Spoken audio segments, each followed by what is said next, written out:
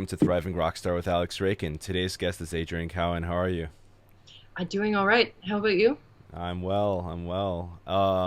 Considering all the wild stuff that's going on, I'm hanging in. Good, good. Yeah. That's good to hear. Thankfully, I'm up in here, up in uh, upstate New York, so it's like there's not much going on. Not much of Okay, any. I'm Yeah, none of this. yeah, good. Yeah, I'm in the outskirts of Houston at the Mm, moment, and we're far away from pretty much everything, yeah. which is except for the airport. So it's actually pretty ideal. Yeah. Because you probably Haven't seen any fly other out. humans besides the mailman in a long time. Oh yeah. Oh Yeah, yeah. we're flying all the time. Not right now, but usually. Are you guys still in Like you guys came out of quarantine, right? Texas is opening up, but the area that I'm in is still in like code orange, basically, like minimize as much contact as possible. And like, yeah, I don't know how long that's going to be for, but that's where we're at right now. Yeah. I Yeah. don't ever really leave the house anyway, so it's fine. But it would be nice to have the option to if I wanted. I hear that. I hear that. Yeah. So we initially met at Prague Power, like what was that, 3 years ago or something along those lines? Oh my God, was it that long ago? Yeah, it was like a while now. Like 2017, really? Yeah, I think it was. I think it was Wow. 17. Haken was Okay. there. Was that 17? Oh Uh, yeah. yeah, Yeah, I think so. yeah. That was a fun. Yeah. That was my one and only Prague Power, actually. You might be the only person I've wow. Yeah. Because everybody else is like, oh, that was my 17th Prague Power, something like that. Damn. I mean, I'd love So you to didn't come like me back. enough to go back, huh? No, no, no. Okay. Don't get me wrong. I loved it. I just had other stuff going on. It just, Sure. coincided with, conflicting stuff. So, Totally. you know how it is. Yeah. Um, so, you're in a lot of bands. Yeah. How do you juggle Yeah. that? Um, it's funny. Somehow with like the touring schedule, everything just kind of seems to work out. There's only ever been a handful of times in the last years where things have had any kind of overlap or I've had to turn down a gig because I had something else with somebody else. So I'm really thankful for that. And I kind of feel like that's the universe saying you're doing the right thing. I kind of, if it was clear that it was too hard for me to do something because of scheduling, I would figure maybe I'm not supposed to do that. Um, but yeah, usually I just take tours and gigs and stuff like that as they come, and everything just works out. That's So good. sorry, I don't have a more interesting answer. It No, just no, that's happens to work great. out. In fact, I mean that's interesting in its own way. It's like things have. Well, how did it happen where you ended up in like you're like in four projects, right? Something like that. Yeah, Uh huh. four active projects. Yeah, Yeah. there's yeah. Sorry, go ahead. The Seven Spires, it's Avantasia. Uh, Wins and Sasha's band. yeah. Mm-hmm. Yeah, Mm-hmm. So, like, how like did you like gradually like how what's the longest standing one? Spires by far. How long you been with For the them? last 7 years. 7. Yeah, the writing process started in 2012, but yeah, been with them the longest. I started the band, so Oh, you did. Like yeah. with another member or on your I own? started writing on my own, and then I met Jack in 2013, and we basically started it together. That's cool. That's Yeah. cool. Yeah, that's good to be a founding member. Are you founding in the other ones, or you joined with the other bands? It's weird with Sasha's band because it is his band, but we're all original members, I guess. Right. And then, of course, I just joined the other ones. Avantasia has been going almost as long as I've been Oh alive. wow. So, yeah. And I think Winds of Plague started, they have that famous line on that 2008 shit, but I think they were active even in 2005. And I was in fifth grade in Wow. 2005. So, yeah, I'm probably their fourth keyboardist, I think, third or fourth. So, yeah. Nice. So, how long ago were you in Berkeley? You went to Berkeley, right? I started in 2000. Yeah, I Mm-hmm. started in 2013. Actually, I did some online classes um, in the year that I was homeschooled in 2010. Mm-hmm. Um, but yeah, I went for the full. Well, I was there for 3 years, and then I did a year of online school when I was making an album in Italy. And yeah, I'm proud to say that I finished. So I have a bachelor's, even though I don't have a high school diploma. Nice. Nice. And yeah, You know, it's yeah, funny. I stand with you on that's that. yeah. Like, I actually, I got a GED, right? And then I ended up Oh go, yeah. yeah, I ended up going Woo! to, I ended up going to audio school and Oh, finishing nice. that with a 4.0 before my high school class graduated. Oh my God, congratulations. That's awesome. You And then must I be a didn't use genius. it. Oh, So, I mean, I was just into it.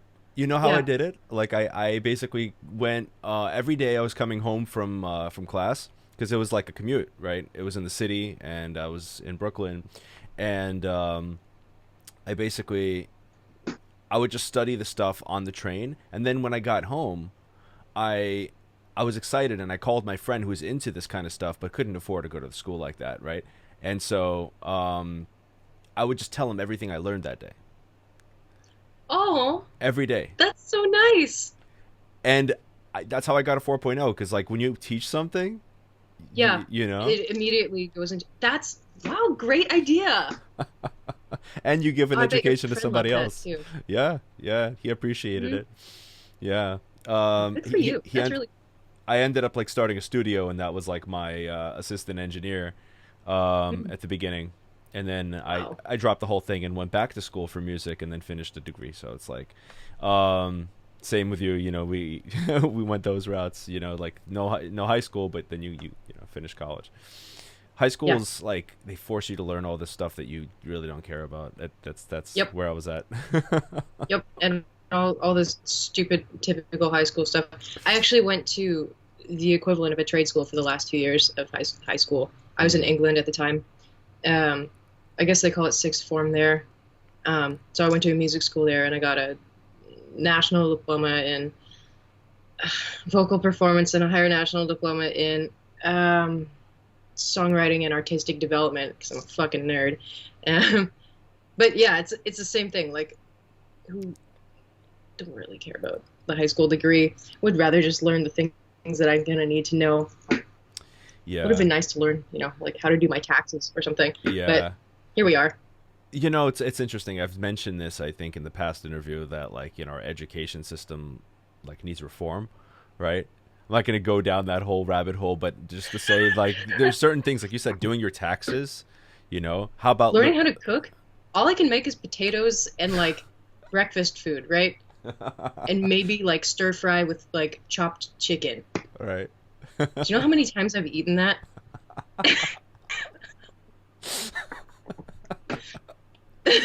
Basic life Oh, skills. I was just talking to Jack about this, my guitar player. I was like, damn, it's so sick that you can cook. And he was like, why is that sick to have a basic life skill? But it is. yeah, Because, yeah. No, that's a thing. You know, there's that. There's like learning to deal with your finances. Like we yeah. don't learn anything about credit, and then people ruin their credit. Right Hmm. outside the school I went, like you know, college. I started at 18. Right outside the college, there was like Chase giving out credit cards to kids, basically, right? Yeah. Yeah, No, and great idea. yeah, right. I didn't know anything about that, and I was like, oh, free money, and you know, I just like spent it all in one day, Oh my God. and then spent a year paying it off. So, not fun.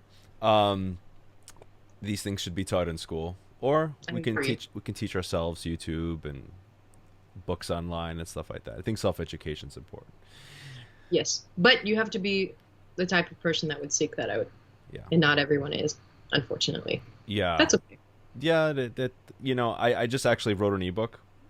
Um, and yeah, so Wow. I'm gonna be putting that out in a few days. But like, Damn, good for you. Congrats. thank you. It's not long. It's not long, but it's like because I know musicians who I wrote it for Hmm. are not gonna read a Hmm. long book. A lot of them, It's and so true. so it tricks you into reading a lot of dense material in a few short pages, right? It's like an hour of reading. Oh, well. Um, yeah.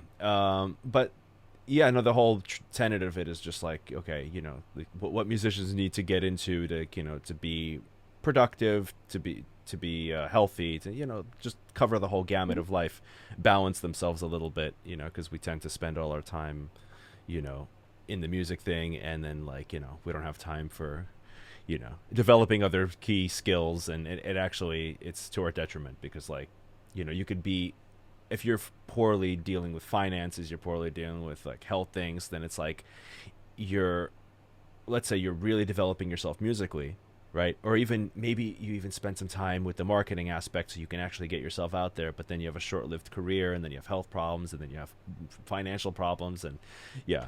So Totally, yeah. it's balance. Oh, that's really cool. Yeah, balance is really important. So, on that, like, what does your day look like? How do you conduct Right yourself? now, Yeah, right now. Like, what does quarantine look like for you?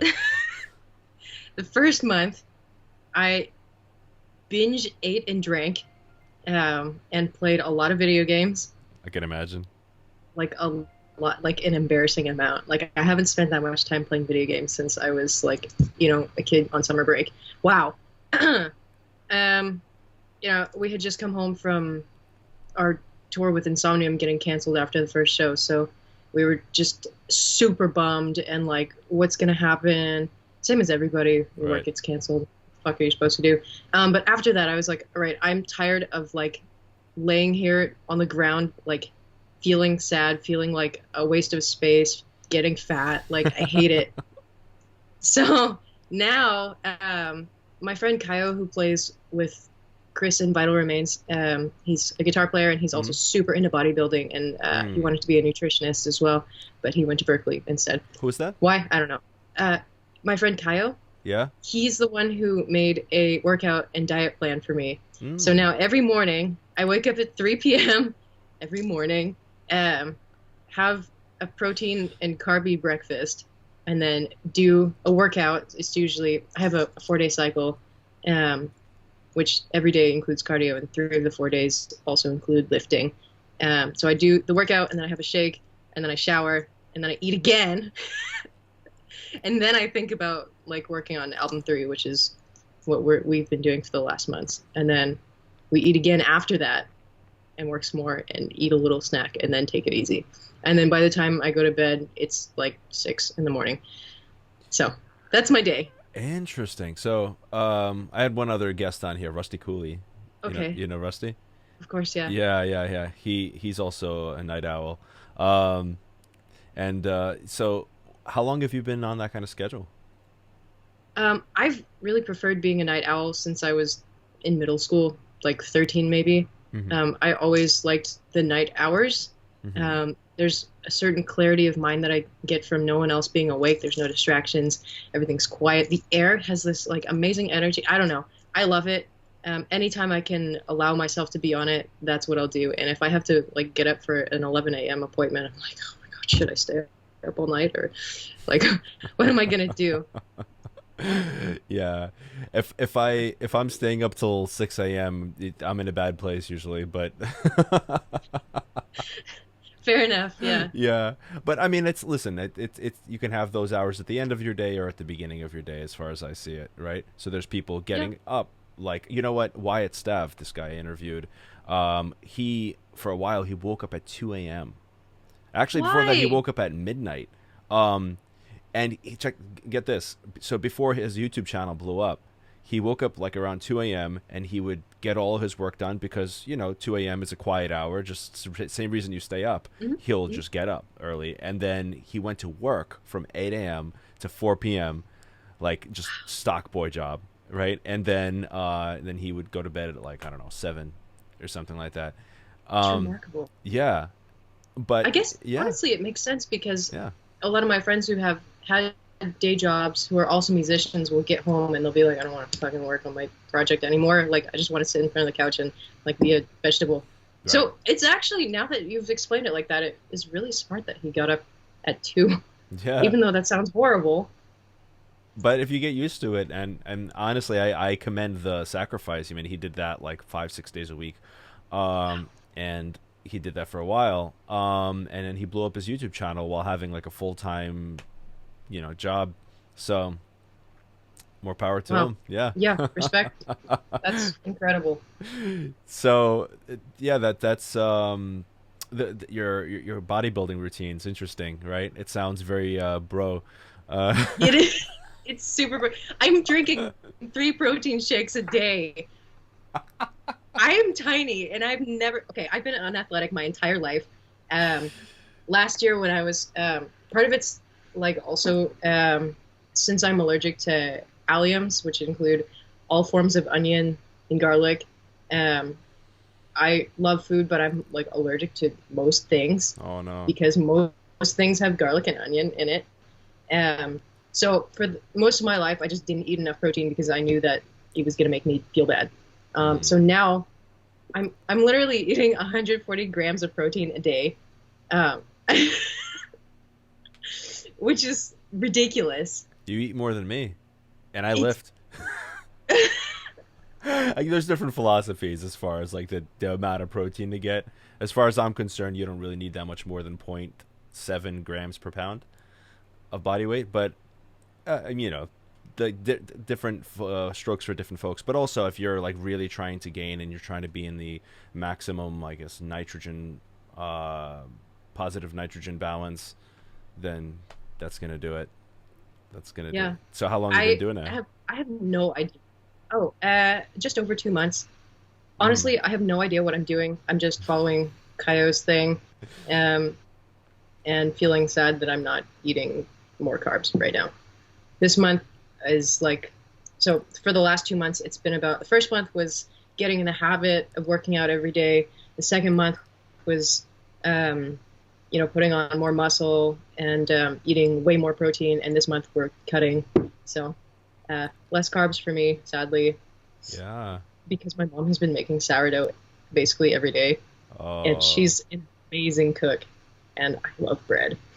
So, sourdough is a pretty good one because it's like a, that as far as like bread's concerned, that's one of the less this it's less offensive to the body a little bit. Um, I think, but right, you're like low carb right now, lower lower. than I usually am. So I'm what's supposed to be yeah? aiming. I'm supposed to be aiming for like 106, I think, It's very or maybe it's specific. 88. Can't remember. Yeah, he gave me like very specific macros to follow Are you and tracking on told me to stick to it as much MyFitnessPal? as I can. Yeah, Okay. yeah. It's basically impossible, but like not because of, oh, I have cravings, but it's like Tetris with my food, Yeah. Oh yeah. I know. I guess you lift, so it's, I've done it. dude, it's so hard.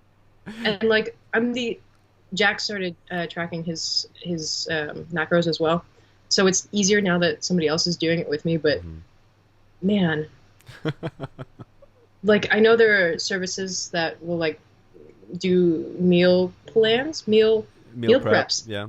yeah, and they'll like send it to your door, and you have a week of food. But I don't have that right now, so I'm like, what can I eat? I guess I'll have 3 slices of ham and 2 chicken breasts, and then 3 protein shakes and some almonds, and maybe some cheese and some more almonds. Do you And like add it in advance and then like add it up and then eat what you added?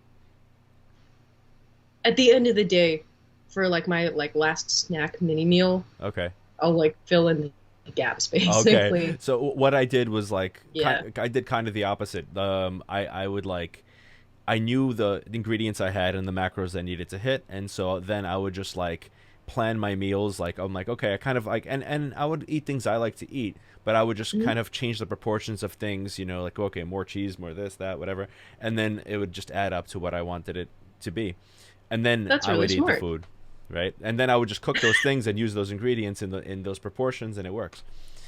Hmm. Um, and I That also that's brilliant. I was eating keto, and which is hard to Oh maintain. wow. Yeah. Well, here's the Yeah. thing. It was like a My train. parents were on keto for two. Oh Sorry, yeah. for a while. Go ahead. Yeah. Sorry, I didn't. There's a little bit of a lag, so sometimes I get excited about something you say and then I interrupt you. Sorry. It's all good. So yeah, but it's funny. My mother was on keto for a while too, thanks to me. It'd But be like that. yeah, it is. So the thing is, like with that, getting in all those fats, that's tough. you know, like getting in Mm-hmm. like, oh gosh, at one point I was eating like 160 grams of fat, and it's like, how, you know, like, Oh my God. and you know, sometimes it's like getting in those fats without having so much protein. You know, like Mm. my protein was like maybe a gram, actually, or zero point 0.7, so it was like 110 grams of protein or something like that, and 160 grams of fat, and like maybe under 20 grams of carbs or something like that. Yeah, and you know, Damn. yeah, yeah, and it's hard because but here's the thing: since I cook, I was able to make things that are enjoyable and fat bombs and things like that. You know, fat bombs are. Nice. Okay. Yeah. Yeah. Like well, what did you make for your fat bombs? Well, I did different things, right? So I've made like little cocoa balls. I've Mm. yeah, yeah. I've done cookies. Uh, Nice. yeah. So like yeah, the one particular one which was great was like a I made these keto cookies that I think Keto Connect. Shout out to Keto Connect. Um, they made like and it's like Sponsored. yeah, right. they Would be they great. they came up with these awesome cookies that are just like they added a little bit of gelatin to replace the lack of like it's almond flour, but when you add a little Hmm. gelatin, it makes them like soft and like chewy. Oh, yes. Yeah, That's awesome. yeah. Hmm. Maybe I'll try those. Yeah, yeah. I would check out their site. You know, I'm sure you can fit that in Definitely. your macros. I actually do need to be eating more fat, so thank you for that. Yeah. It's yeah. I'll definitely check that out. Well, one way that I kind of got more fat in was doing well bulletproof coffee in the morning. Okay. Is that where you put butter in it? Yeah, yeah. So I'd have like and that's cognitively. Oh my god, like you know. Do you like coffee? Yes. Yeah. Coffee at 3 p.m. or 3 p.m. my time. You're 2 p.m. here. 2 p.m. Okay. I've Well, good I've morning. only been awake for 3 hours. Yeah. So yeah. It's yeah. Well, I got up early for this actually. oh yeah. So yeah. Wow. The crack of 11. It's funny when I interviewed Wyatt, I interviewed him at 9 a.m. That was my earliest interview. Wow. I'm so glad that you didn't ask me to do that because Oh I no, I probably would have wouldn't. stayed up. Yeah, no, I'm not about doing that. Not at that time. At that time, I'm like meditating. I'm doing the sauna. I'm doing all my Oh, nice. crazy routine. Yeah, yeah. I have like a very structured routine, which helps me during this time because otherwise I can drift into what you're doing. You know, and I've been there. I've been a gamer. I've been Hmm. a What are you playing? What games are you playing? Mostly RPGs. Oh yeah. Yeah, I really love Xenoblade. Mm. Um, I think they just released the definitive edition for the Switch, but I was playing the old version on the Wii. Mm. Um, so good, and I actually finally beat it when I was playing it. Like when it came out in 2012, I guess I never finished it because I didn't have time. But boy, I finished it this time. And then I think I was gonna start a run through of like Wind Waker or something. I can't remember, but anyway, I started playing Xenoblade X, and then after this one, it's basically almost done. I'm just waiting to generate enough money to buy like a big mech thing to destroy the last boss, basically. And then after that, I'm gonna play this Xenoblade Chronicles 2, which was for the Switch. But anyway, that's what I'm playing right now. So I've been nerding out on classics. Okay, I have an emulator, so nice. yeah, I've been playing N64 games, Super Nintendo. Oh Um, yeah, oh my gosh, I was playing some Mortal Kombat, trying to do the fatalities. nice, nice, nice. Yeah. Um, it's funny because I only have one controller, and a housemate I have here, I played with him. I played on my keyboard. It was kind of odd, Mm. but it works. Okay, Yeah, okay, yeah, yeah, yeah. Uh, cool. and what was that one? Cruising USA. Do you know about this game? Oh, I don't. It's a fun game. It's Tell me like about it. yeah, it's just a racing game, but like it's Okay. the dynamics because like the way the graphics were back then is so bad, right? and But they probably looked really good back then. yeah, no, it was revolutionary, right? When it came out in like '93, right? But if you, I actually did a live stream with that on Facebook, and it was just me cracking up. I Oh, mean, okay. I mean, full disclosure, I ate a gummy before this, but before that that experience. But the idea is like, you're just racing, but then the car like flips over if you like crash, and then like just everything's just like messed up, and then there's Hmm. ongoing traffic too, Oh right? my God. Yeah, Okay. and then when you crash into it, there's just like this dramatic flipping, right? But you wouldn't even like it wouldn't be like realistic where it's like flipping like and rolling into some direction. The game wasn't Hmm. that advanced, so it would just like I you would see. immediately stop and flip in place, like Oh. like Oh. like you would just do like a little cartwheel, and then you I just keep going. see. Anyway, it was just so silly, but classic games are fun. Classic games are fun. Oh, yeah. So much fun. Yeah. When I was really little and I would go to my grandma's house, my cousin, who's 5 or 6 years older than me, he left his Super Nintendo there to play when we were there. So I would always watch him play like the Star Wars games. We would play Donkey Kong Country together sometimes, stuff like that. It was so fun. Um, and one of the Super Mario games, but I can't remember which one, when it was like still a 2D like scrolling type of thing. Mm-hmm. It was great. Really good Yeah. memories. Yeah, yeah. I mean, Super Nintendo was like there at that time for me, where it was like, Mm. I loved it. That and Nintendo 64. I played like the old Final Fantasy games and all of that. Nice. Yeah, I love those. Right. Big influence. Like Nobuo Matsu. Gosh, I keep butchering his name. It's a great influence on me. Yeah, I think that's the case for a lot of people, actually. Yeah. I never got to play the Final Fantasy games. I when I lived in England, I tried to pick up the one that came out. I don't remember which one it was. So I had a copy of it, and it didn't work on my American machine, and so that was the end of me trying to play Final Fantasy. Oh. Sadly, yeah. Yeah, I think the But golden era. it looks amazing. I think the best ones were probably like 7 and 2 and 3, 4, 5. Okay, Yeah, yeah, the ones that yeah, came out like 10, 15, but no. 10 was okay. But like I think that it went to shit after that. That's just okay, personal opinion. Right. okay. So I'll only play the first 7-ish, and I'll Yeah. skip 6 because you didn't say that was a good one. I think 6 was actually a Japanese one. I'm not sure. Like, Huh. don't quote me on that. But 7 was like the quintessential one. In fact, they're actually remaking 7 because it was Oh, so successful. Yeah, and so okay. that like they're literally just remaking the game as is, but with new graphics, Nice. and they've been remaking it for a long time. Like Okay, those yeah. game makers that are like, oh, this is coming out. It's like, when is it coming out? Like soon, We don't right? know. Yeah, 3 years later. When is it coming out? Soon. They did that with Diablo. Well, the hype is strong then, I guess. Yeah, Yeah, yeah, yeah. yeah. I was a big Diablo player. Okay. I don't, I've only played Nintendo for my whole life, Oh yeah. basically. I, a few years ago, got a Steam account and I Hmm. played some like smaller indie games, Hmm. like Firewatch and some stuff like that. But, oh, just lost audio for a second. Okay. But, yeah, I'd never really play, yeah. I had, my ex's, uh, old Xbox, so I got to play like the original version of Skyrim for a Mm. while, and then I didn't, and then they finally released it for the Switch. So now I played that for like 2 years. And then he took an arrow to Just the didn't knee. play anything else.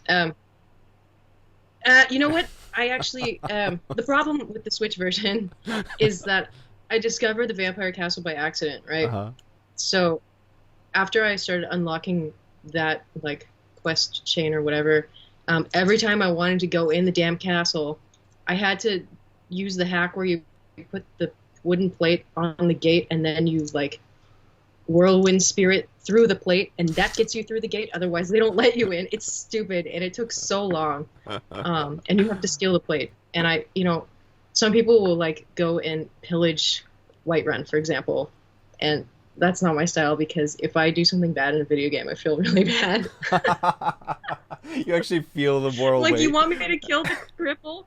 No, he's an old. Like, I can't, but I did it anyway. But Yeah. That's just so funny.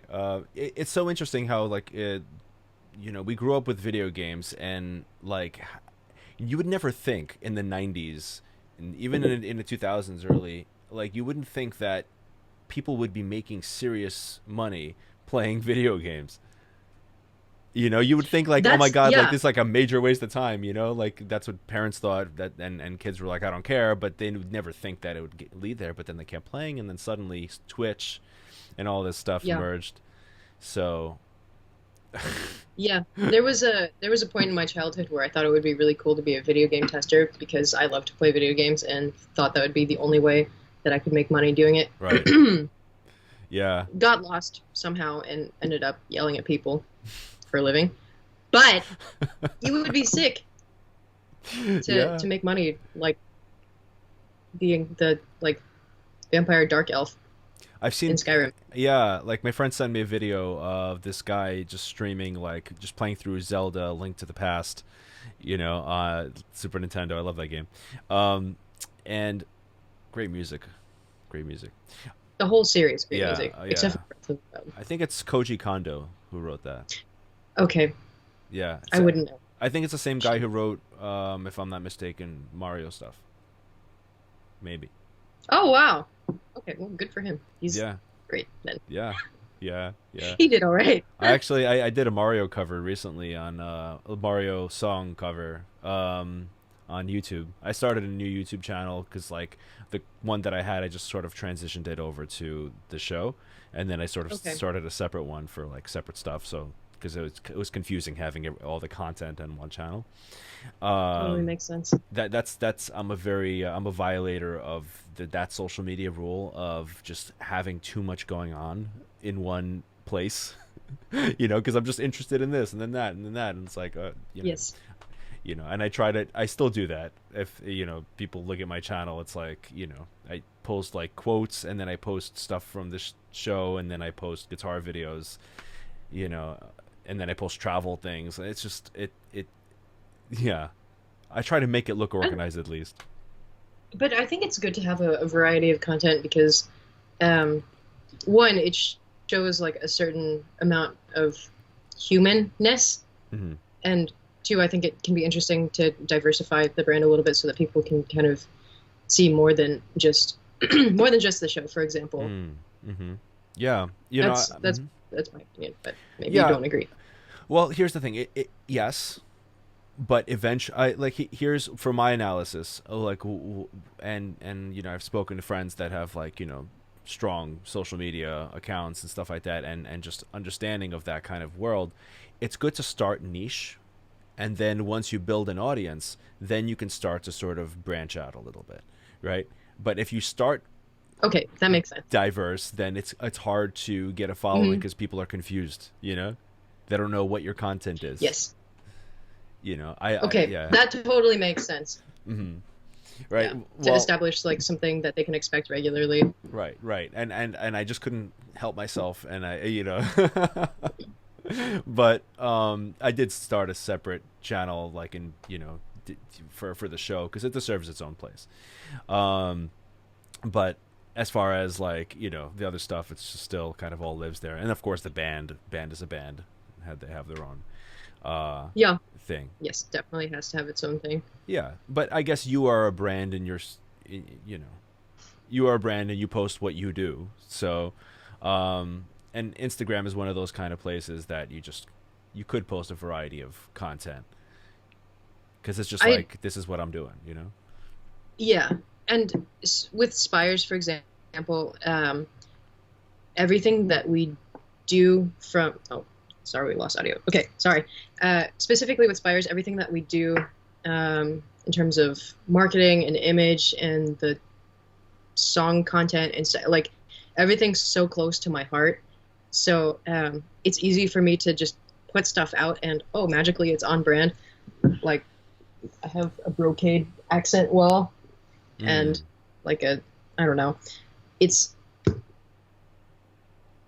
it's fine. It feels fine basically for me to just put up like, here's what I'm wearing today, here's a picture of my room, because it's like, oh, that is clearly what you would wear in the world of Seven Spires, or that's where you live in the world of Seven Spires. I don't know. I think I'm also a very visual person, so that Mhm. probably helps a lot. Yeah, I mean, you have a brand. Do you, I don't know if you think about it in those terms at all, but like just your whole image and just the way you present yourself and the way what you surround yourself with is a very particular world, and seeing it from a third person point of view, it's just like whatever comes out of that is all you, and that's your brand. I guess that's true. Yeah. Hmm. Sometimes I forget that, actually. Yeah, yeah. I mean, it's because it's easy not to see, and maybe it's same with me. Because from my first person view, it looks like I'm just here and then I'm there and then I'm here because I'm just, I'd get bored with staying in one place. Like I mean, Mhm. we're chatting about video games and then health, and like bodybuilding and stuff like that, and then there's business, and it's like, but this is all facets of life. Absolutely. And I feel like And that's important. it's part of being balanced. Yes, exactly. And so that's my whole motto. It's my whole thing. So I guess it makes sense, right? I keep telling myself that. I think it's totally valid. Well, It thank you is for weird that. to think of everybody having their own particular brand, even if they don't realize it. I mean, okay, granted, I know that I have a particular aesthetic that I'm drawn to, so I could just like say, okay, here's my brand aesthetically. But like if you think about like your neighbor or something, and they have a particular set of personal tastes, I guess, and that's actually really bizarre to think about. Hmm. Hmm, Yeah. weird. It's like when you view someone's social media, it's like a window into their world.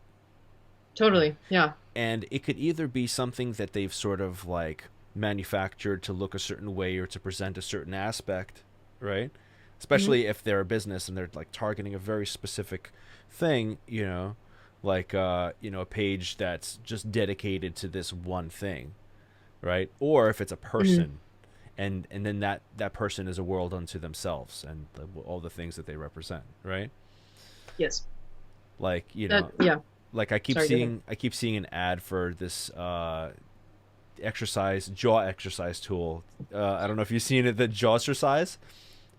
The, Uh, I've seen a screen cap of an ad for something like that, yeah, yeah, it was probably but that. please continue. It's I mean it's the most silly thing I've ever seen. But when you go to their page, I mean I'm sure it's effective. Otherwise, wouldn't have so much, like, people actually praise it because it like builds up your jaw muscles. People who have like no jawline or getting jaw lines, right? Oh, Yeah. okay.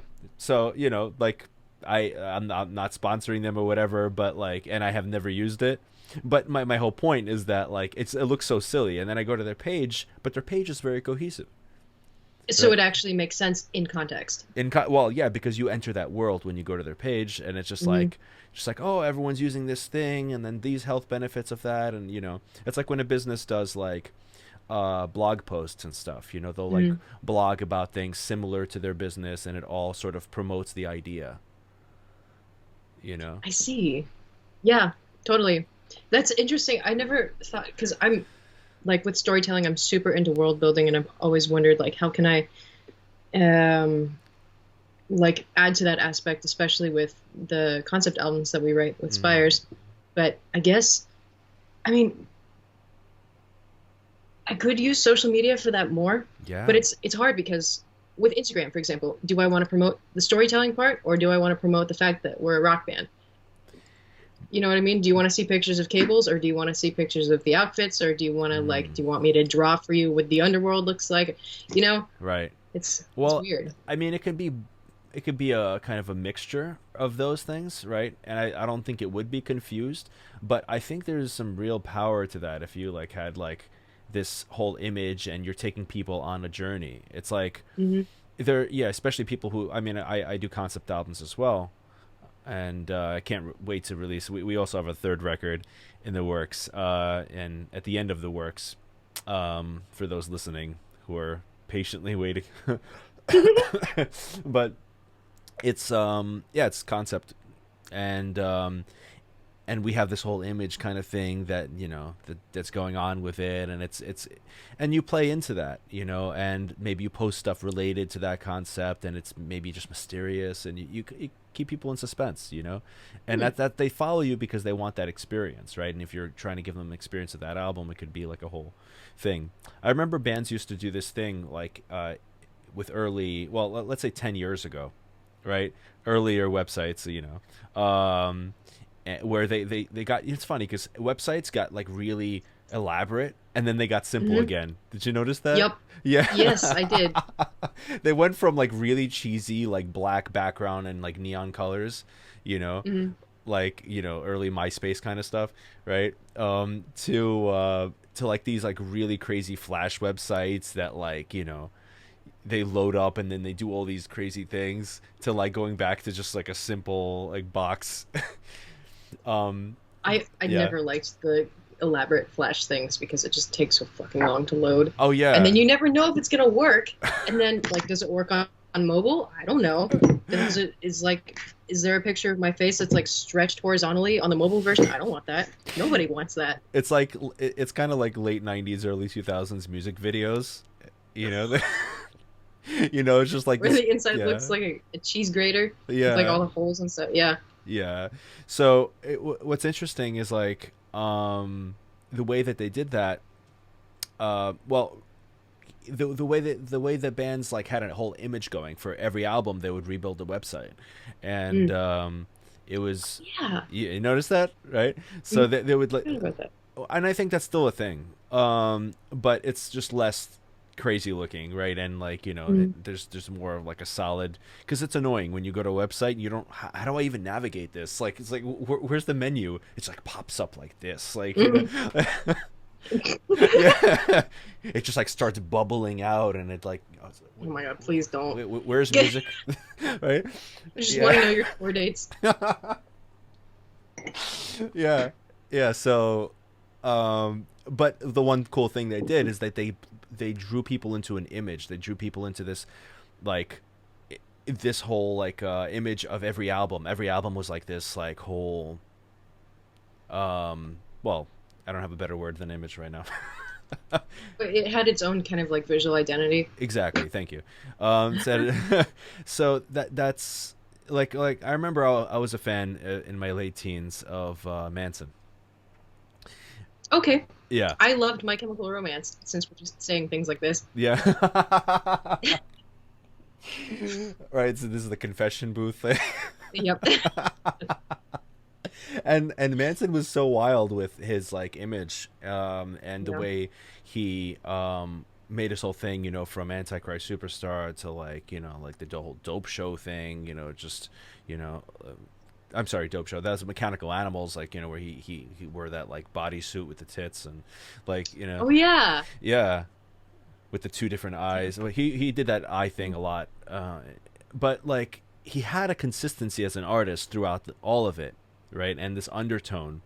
But then he put on this really cool sort of like image, and he was portraying this whole thing the entire time that album was in its like phase, Mm-hmm. in its whole cycle. And that's interesting. I think that's an art. Absolutely. I kind of like almost like method acting, actually. Yeah, that's really cool. I feel like the only thing that's kind of hard about that is like if the songs are if they came from somewhere that you don't want to be anymore, and then you have to live that for the entire album cycle. Yeah. You know what I mean? Yeah. That, that's an interesting place to go right now, because like one thing that was upsetting to everybody was oh my god, Linkin Park. I'm Chester terrible. Bennington? Yes. So Chester's suicide, was a shock, to the industry, but the lyrics that he had to sing and all the stuff, he was like teenage angst that he was still singing in his 30s, right? Yeah. And it's, yeah. Go ahead. Oh, was he in his 30s, or is he I think later 30s or something? He was 30s, more or less. Yeah. Yeah, 30s, like late 20s to early 40s is 30s, right? So Yes. Oh no, don't say that. did I just like group you up into the 30s? We're getting there.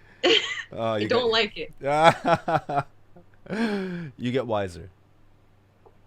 That's good. Okay, good. Yeah, We yeah. could use some of that. Yeah, like wine. Sorry. Anyway, you were saying like about him having to live in his teenage angst Yeah, and I think that ever and that ever. and this is a personal opinion, of course, but I feel like that really to relive, to constantly like put yourself in that state, you know, because you really have to, if you're going to perform it, you really have to be there, Definitely. Yeah. you know, to be authentic. Yeah, but it was weird. I mean, he had like family, he had like all these things, but I feel like he kind of got sucked back into that, and it's, you know, people want to hear the old stuff. You know, that's always the case. You know, you get big for something, Yeah. and then people want to, but you no longer identify with it. You know, and that's a challenging thing. You don't want to play it as much, but that's the hit, and that's what you play. Yep. Yep. Yeah. It's totally hard. And I kind of think about that actually for a lot of like the grown up emo bands, for example. I mean, not just like Linkin Park, but like Hmm. everybody that was writing suicidal shit, basically. Yeah. Um, and that's honestly a lot of the topics that Spires addresses lyrically are kind of within that realm, Hmm. heavily veiled metaphors, and so it's sometimes even just like writing the song and then months and months or even 2 years later I'm sitting here orchestrating something from 2016 thinking like I hated myself at the point that I wrote this song is about hating myself, the song's about like I don't deserve love or happiness, I'm taking up space, and I'm like I'm happy now but I feel like shit while I'm working on this, and Mm, then I have to release this and perform it for however many years after that. that's a But it's problem. also like, yeah, but it's like, do I write the song and get the feelings out when I need to, or do I just like find a way to get it out somewhere else, and then what do I write about? Mm, It's a weird, almost like addiction, mm, because it like feeds my creativity so much, hmm. and I feel like that's the case for a lot of these types of bands, and I don't know, it's a weird vicious cycle of like purging and then wallowing and then purging again and wallowing in the same shit over and over again. Right. What do you like? I Didn't mean feel. to get Mhm. heavy on you, Oh no, sorry. no, no, no! I think Huh? this is a necessary conversation, like, because this is a thing, you know, and I feel like it has a place, you know. So even if it's not where you're at, it is where some people are at, and it could be cathartic. It could save people potentially, you know. Absolutely. Yeah. And, and Actually, that's a mhm. huge reason of why I wanted to become like a songwriter, because there were songs that like really touched me and made me feel like it was going to be okay, and like things were going to get better, and there's light at the end, and just like try for one more day and see what happens. And then I thought like, wow, I really hope that I could give back to that somehow. You know, anger is not a bad thing. Let me break that down, right? So, Okay. when you're coming from depression, right, which is a low frequency kind of vibrating like emotion, right? Not to Mhm. get too woo woo here, but like the idea No, no, is, totally. yeah, like there really is a reality of higher vibes as you go through the spectrum of emotions, right? Mhm. I've read into this from a few different sources, and it fascinated me, the idea, and regardless of its scientific validity, its usability is high, right? So, like, here's what it is, right? So the idea is like when you're in apathy and you're in depression, you're in this like really low state, you're powerless, literally depressed, right? And when people are depressed and then they transition into anger, people think that it's a bad thing. Now, that's I actually, actually like it. well, here's the here's the thing. Depression is an inward energy, right? it's suppression, it's low, it's like it's pushing downward, right? Whereas anger is the trying to break out of that state, Hmm. right? So it's actually a higher vibration energy than depression, right? And then you can move into perhaps indifference and boredom and whatever, and then eventually to, you know, some gratitude and then to joy and all those things, right? But it takes sometimes going through that anger. And so if some, I think if an artist is drawing that anger out from you, and if out of a depressed state, it can actually help you get out of the hole. I completely agree. It's that I've never thought about it like that, but it makes so much sense. And sometimes, like you said, like when you're in a more depressed state and something, it starts to turn into anger. It's the same thing as like staying up really late for me. I get this like supreme clarity, Mm. and it's like there's a fire under my ass basically, and everything becomes a fight. But it's like I'm fighting for myself rather than like just kind of succumbing to whatever it is. Yeah. But yeah, it's really cool. And sometimes like listening to other like angry music, I guess, Mm. it's also like super hype. So if I'm like really lethargic in the morning because like I don't want to do another fucking day like this, like I've been doing for the last 3 months, and like, oh, this is never gonna end, and then you put on something and it's like, okay, well, now I'm pissed off, but at least I can do leg day today. Yeah, yeah. No, that's that. It's wild how much music can actually move you physically, right? Yeah. Like, you know, like I was just saying in my last interview, how like I used the end of this one Dream Theater song, "This Dying Soul." You know that song? I might know it if I heard it. Um, What album is it? Train of Thought. That's the heavy one. Okay. Yeah. I'm not as familiar with that one. Oh, you got to listen to that album. It's like balls to the wall. Like, I think you'd dig it. Nice. Yeah, and the second track is like one of the heavier tracks. You know, just dying. So I mean, just even that name. You know, Yeah, yeah. totally. It's a heavy as hell song, and the end of it is so intense. Right, I've hit PRs to that ending. Damn. Yeah. Nice. So Okay. I Try that literally today. I literally put on that, you know, if I'm going for like a heavy deadlift or something like that, like it just gets me going because just it's so fucking intense, you know, like Yeah. it just boils your blood, and then it's like, "Ah," you know. So I'm like, Absolutely. yeah. So that I think that's a great thing. You know, music can do that. Music can sway you in so many different ways. What was like? Do you remember like the initial choice that to be a musician? Was it a moment? Uh, it was something that I've always been good at and enjoyed. And then when I was 14, I had 1 year of classical guitar when I was 10, and then when I was 14, I was teaching myself how to play electric guitar, Mm-hmm. as like something fun. Why? I don't pick the hardest instrument. Great. And my dad was like, "Is this something that you would like to study in university?" And it was like, you know, the whole stigma about like loving rock and metal is like, oh, you're not going to make any money, your parents aren't going to support you. And then my dad goes, "Do you want to study this for university?" I'm like, that would be great. And I mean, like, I guess I was always on the path. For a while, it was going to be like stage actor, Mm. but I just kind of veered away from that for some Sure. reason. But if there was any moment, it was probably when my dad, like, basically said, "I support you." That's awesome. And It's yeah, beautiful. It's important. yeah, Yeah. it was really, it Yeah. was.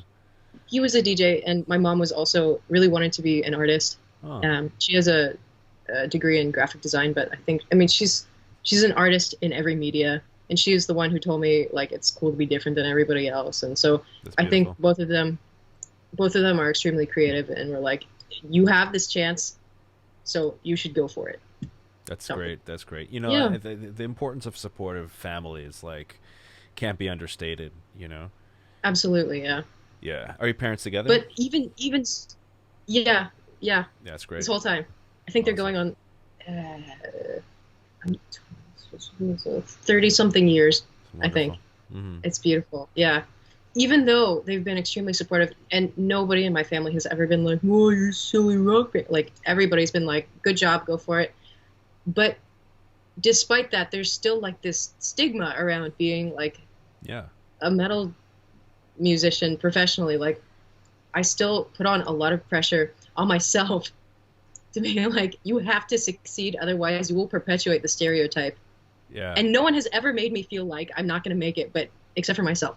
So, but it's so important to have a supportive family and supportive people around you, people who have the same goals, same kind of mindset. Because, man, it's so easy to just fall off the train. And It's easy to get dissuaded. Yeah, I mean, like you said, you were your own worst enemy, so yeah, you kept the support around you. You know, even with the family, it's like, yeah, it's tough, it's tough. You know, yeah, and not even to get dissuaded from not doing it, but sometimes you get dissuaded, but not fully dissuaded, and then you just kind of take inaction, and then you just turtle for so long. You just, you know what I'm saying, and you don't actually take enough action to get to build some momentum and to actually start getting some success. And that's the worst thing. And this is a field that you really need to be trying. You know, you really need to yes, put the work in. This is not accounting. Like, no offense to yeah. You have accounting. to have your Yeah. yeah, you have to have your foot on the gas all the time, Yeah. and that's exhausting. Yeah. And in order to keep that up, like if you don't have the support, if you don't have people like giving you, even helping, like my brain's in pieces all the time.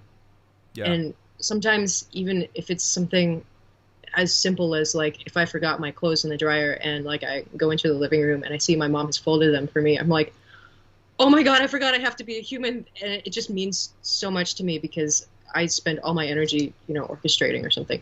And I Mm. know that probably sounds like I'm a lazy fucking 25-year-old and my mom does my laundry. But let me just, like, that's not the case. But when something so simple as that means so much, it's like kind of a reminder that you really have to give everything if you want this to work. Yeah. This is true. And I mean, this is part of why I do what I do with this whole, of like the artist health coaching thing that I do, and, just writing about the stuff, having the show and all that. It's just not, this is not just like, oh, hustle, hustle, hustle, right? Obviously, we know we need to put in the work, but when people put in that work, they don't know how to like be the type of human that's conscientious and can actually do that on a consistent basis without Yep. sabotaging themselves completely. Yeah. So, Yeah, yeah. absolutely. And Hmm. in my early, like, so I've been gigging for about 10 years. And in the earlier years of that, I was an incredibly imbalanced person. Mm. I would have hours and hours and hours and hours of rehearsal on top of going to school for music. And then, like, I was horrible at relationships. Not always my fault. I know that the lifestyle is difficult for other Right. people, but I was horrible at that. Like I had basically no social life outside of my band members. I like my eating was less than optimal. I had like later on I kind of had like a drinking problem a little bit. Like I was propped up on caffeine. Like I was drinking like 10 cups of coffee a day. It was Wow. stupid. So, I mean, it's so easy to become imbalanced because you have to give so much to make this Yeah. thing that you want so badly to work. Yeah. Yeah. It's Yeah. it's easy to understand. I think now I can easily understand why so many musicians will like self-destruct or like get into drugs or Yeah. do whatever it is to fill the void because they've spent everything that they have. So what's unfortunate is that most people, let alone musicians, know how to conduct themselves in a way that to remain productive, happy, balanced, healthy, and and happy, and just doing the things that they want to do, right? So, and I'm not claiming to have the formula to that at all, but I've read countless books and experimented for years, on Mm. ways that work for me and for many people, just to figure out how to conduct myself in a way that's not, that I could be producing a lot, but that's not also taking away from the future. that's giving to the Yeah. future, right? Yes. That it could produce more now and give me later, like, to just build for later, right? So, for example, And like yeah. not take 10 years off of your life. Yeah, exactly, right? So it's like, Yeah. one way you can get energy before you go out on stage is to snort some cocaine. Or another way you could take some energy is to have a healthy diet and drink some green juice or something, and maybe perhaps meditate before you go out on stage, and then you Yep. sort of zenned out, you're together, you're like there, you're present with the people, right? And you have a constructive experience, and you just make better choices overall, right? So Totally. Yeah. there is a good way of doing things, and it's not cool. It's the I kind. like that you went straight for the cocaine. I know. I just wanted to go all the way, Liz. Not even coffee, right? Just cocaine, Yeah. right? But that's the reality, though. That people end up with all kinds of issues. Like whether it's like you said you've had a drinking problem. Like several people who I've had on the show have had a drinking problem. Neil Morse has had a drinking problem, a bad one, right? Oh boy. Yeah, Mike Portnoy's had a drinking problem. Like it's a lot of big names in our industry, not just drinking, but like it's been drugs, it's been everything, and we've lost so many people from Yeah. those things, right? But more fundamentally, we've lost them from their bulldozing through their music career without thinking about these fundamental human sustaining practices Yes. they'd probably Absolutely. do well to to use and to employ in their life, right? Yeah. So just briefly back on the writing emotional stuff, right? Oh, that's where we were. Yeah. No, it's okay. I mean, this kind of swims, right? So Mm. um, on the writing stuff, I feel like if it has a cynical direction, right, and it helps someone express something out of them, like the listener, can have some, like I said, like some catharsis or something. Mm. Maybe it can end on a note where it's like, but there's light at the end of the tunnel, Yes. you know? Definitely. You know, okay, since I've already outed myself as a My Chemical Romance fan, um, one thing that I really loved about their music is even though it was packaged in such a dark way, there was always so much hope in the lyrics, Mm. especially on the Black Parade album, to end with the song that's like, "I'm not afraid to keep on living. I'm not afraid to walk this world alone." It's like That's you're empowering, yeah. it's super empowering, and I would listen to that like on the way to auditions and stuff just to like feel like I'm gonna be fine. I can do the big it, like Hmm. I think to put some hope into something that would otherwise be extremely dark is super important. That is super And important. that's we have this song called Fearless, which is about like losing your fear of death. And I could have spun that like, oh, I don't want to be here anymore, like embrace me, death, whatever. But it's I do not fear the darkness, I do not fear the cold. So it's like I'm not afraid, and I don't really want to be here, but I'm just gonna. It's fine. It has to be this way because I don't want to be the reason somebody's like, yeah, I don't fear death anymore either, so I'm gonna kill myself. It's a horrible thing to joke about, but like Right. I want to give some good if I can. One thing that's just as a side note, the side note of a side note, right? Side noteception. Yes.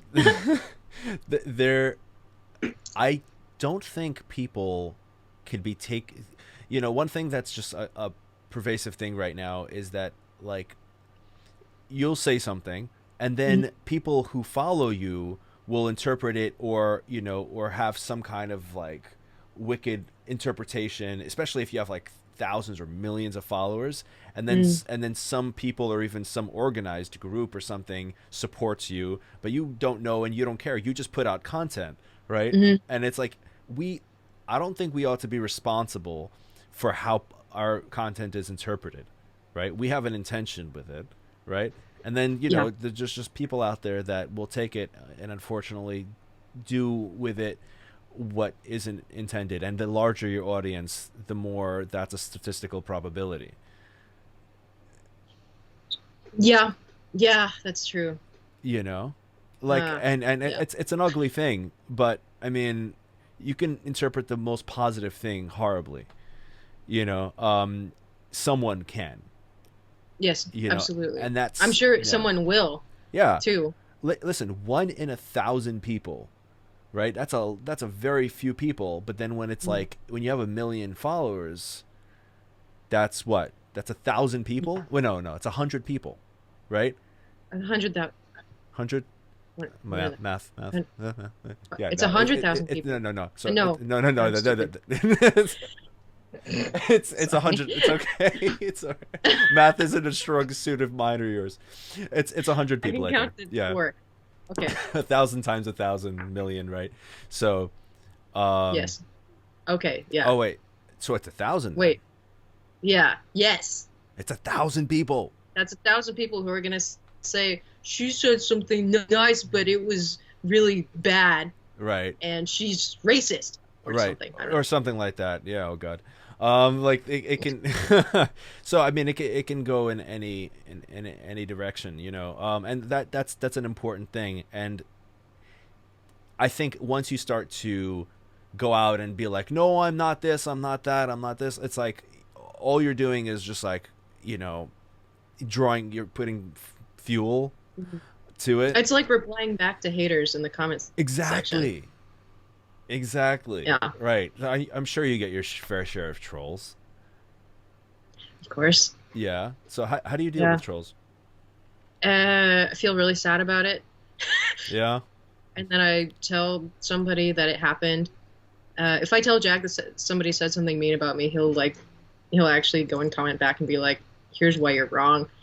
But usually it's just like, I don't know. One of my stupidest things is like with the Avantasia tour last year, I had a big thing where it was like, I don't deserve to be here. Like, so many people could have done this better than me. Oh, I'm not as good as this person or that person. And I just have to remember, like, they picked me. I'm the one who has the job. I'm here on Mm-hmm. stage, not anybody else. So I just have to live with that. And that's Mm. basically the only way I can deal with it, is just logic myself into, sometimes I'm like, oh, I'm a bad singer or something. And then I'll have to be like, all right, you went to Berklee, a festival, paid for your tuition. You got picked to sing in one of your like favorite bands from when you were a teenager. You work with your favorite producer. Shut up. You're fine. Even if you're a bad singer, you're still like, I I have to do that. You do. That's so important. That's affirmation right there, right? So that we need to build ourselves up because sometimes no one else will. Yeah. That's true, but I don't have a lack of people around me as far as like people who would build me up. It's just that Right. I tear myself down so fucking much, Oh wow. which is Yeah. stupid. And then usually I can keep it under control. And then if I see a troll comment, it just like undoes all the work that I've done on myself temporarily. Hmm. And that's really sick. It's not sick, Right. but it's okay because, they're just, I'll even get like people who make like burner accounts and they'll write something mean on a post that I'm in, or like one of my own posts. And I just have to know that somebody wanted to say something mean to me to try to cut me down, but it's okay because no one will be better at cutting me down than me. Yeah. Well, that's it. Here's the thing. There will always be some people, and you have to understand, like people who are doing that are just so self-loathing. They hate themselves so much that they need to like bring other people down to feel good, Mhm. you Yeah. know? And so, I mean, I think about that, when I get trolls.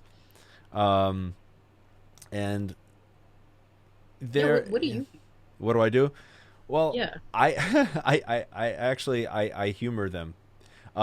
So I respond in like to what they said, and I agree Okay. with them, and I just take it further, right? Okay. It's like Interesting. Yeah, like so this guy, when like on one of my posts on one of my like guitar videos or something like that, and he said something along the lines of like, "Oh, that's the gayest thing I've ever heard." And then I was like, "What's wrong with being gay?" And I put a rainbow. It's like just things like right That's nice. or I'm glad I, like and I just took it a step further, um Hmm. or I didn't even like try to kind of devalue what he said. I just made it more ridiculous by agreeing. So That's really good. Actually, that yeah. reminded me because sometimes I Hmm. get like comments that I'm not sure if they're being mean or not because like language barriers can be kind of Oh yeah. like especially over text. So sometimes if I'm feeling good about myself and not feeling attacked, I'll say something nice back. Like you said. Hmm. Um, like there was one post where it was like, here's how I do something vocal related.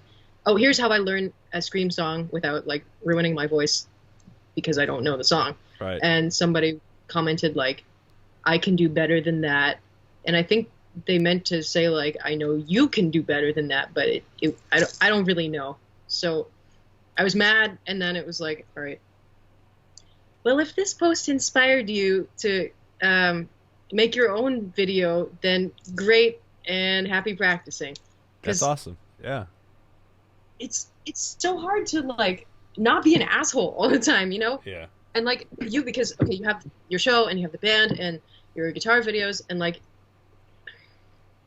it's it's really hard to keep up a positive image, and like not be seen as an asshole. Like there's certain musicians who don't have necessarily the best the best image in this regard. Mm. I don't want to name any names. Sorry. The air quality is really bad today, and Oh. it's giving me allergies. It's not corona. Anyway, your turn because I have to drink Oh something. yeah. Yeah, no, no, Sorry. that's definitely the case with you know, like I feel like you really just have to respond constructively because like if you add fuel to it or don't respond, right? That's what I kind of the the way I take it. I mean, I haven't had too many trolls. But when I do have trolls, I mean, like one thing that must be really difficult is like when you sort of trigger some kind of weird thing, and then people mobilize, and then you have like people tagging on like an angry mobbing and stuff. Like Oh my that's god. yeah, that's happened to one of my guests, at least one of my guests. Um, Wait, like what are you talking about? okay, all right, so Spill the tea. yeah, yeah. So sometimes we trip a wire, right? Okay, yeah. And Craig Stickland, right? I think he was episode 16. If I yeah 16. Okay. So he he's a very nice guy, very compassionate guy. He answers every single comment that he gets, and he has a lot of followers, right? He answers all of Awesome. his DMs. Like he's really really compassionate and just such a beautiful soul. Um, One day, a friend of his had him he needed to take care of his friend's dog for whatever reason, right? It was just like a very little baby Mhm. dog, little puppy, and so he was taking it with him everywhere because he just didn't want to leave the dog alone, and Sure. so he, not knowing any better, he went into like say Trader Joe's, and the manager was like, "That's a service dog, right? All right." And he giving them this wink, right? And he's like, I guess," like so.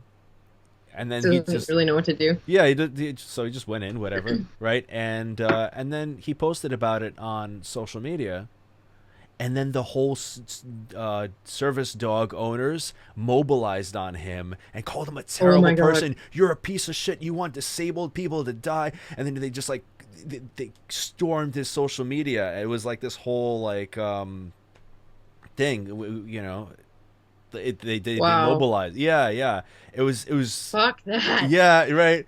And it's like he tripped the wire he never knew he tripped, and he apologized for it, and it only got worse.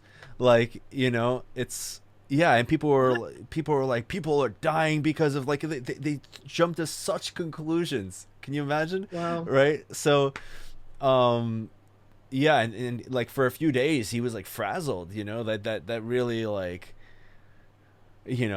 shook him. Yeah, I have no doubt that. Wow, Yeah, that must have been really scary, actually. yeah, And okay, yeah, you're not really supposed to bring a dog that's not a service dog in somewhere and call it a service dog. That actually is a whole thing. right, But if you didn't know right. and you're taking like, it was just that makes me so angry when people are trying to do something good to help somehow and then they get shot down for doing it wrong and nobody corrects them in a nice way. Like, No. And then people then the virtue signaling starts, and then it's just like, oh, okay, I'm gonna comment on this because I'm a good person, and I need to talk down this person who's doing this bad thing, and just get on that train. It's a terrible thing, and it's unfortunately common. yeah, Yeah, I mean, just be nice. Just say like you shouldn't do that because this is actually an issue in our community. yeah. And then he would be like, "Sorry, I didn't know. Thanks for letting me know. I won't do it again." And then that's it. Unfortunately, there's like a small vocal minority of all these kinds of groups, that kind of have this self-importance, that, Mhm. like, and they're keyboard warriors, because they might be powerless in, maybe everyday life or in their regular, daily life, um, or they just participate in that kind of thing, and it's bad, right? So, Yeah, I mean, I think it's yeah. good they're educating people, but I don't agree with being rude about it. Oh, it was Doesn't make beyond me want rude. to. It was like death threats. Oh my God. Okay, You know what I'm saying? Like, it was this is not. fucked up. Yeah, no, it's beyond fucked up, and like that this kind of shit happens, and you don't know when you're tripping this kind of wire, and then people kind of if this kind of thing happens, you need to know how to navigate in this kind of environment. Yep, absolutely. You know, How does one do that? that's a good question. I don't have an answer to it, but I could say this much: at least in yourself, you need to be able to have the peace within yourself. So building up callus, you know, mm, there's a great book I recommend.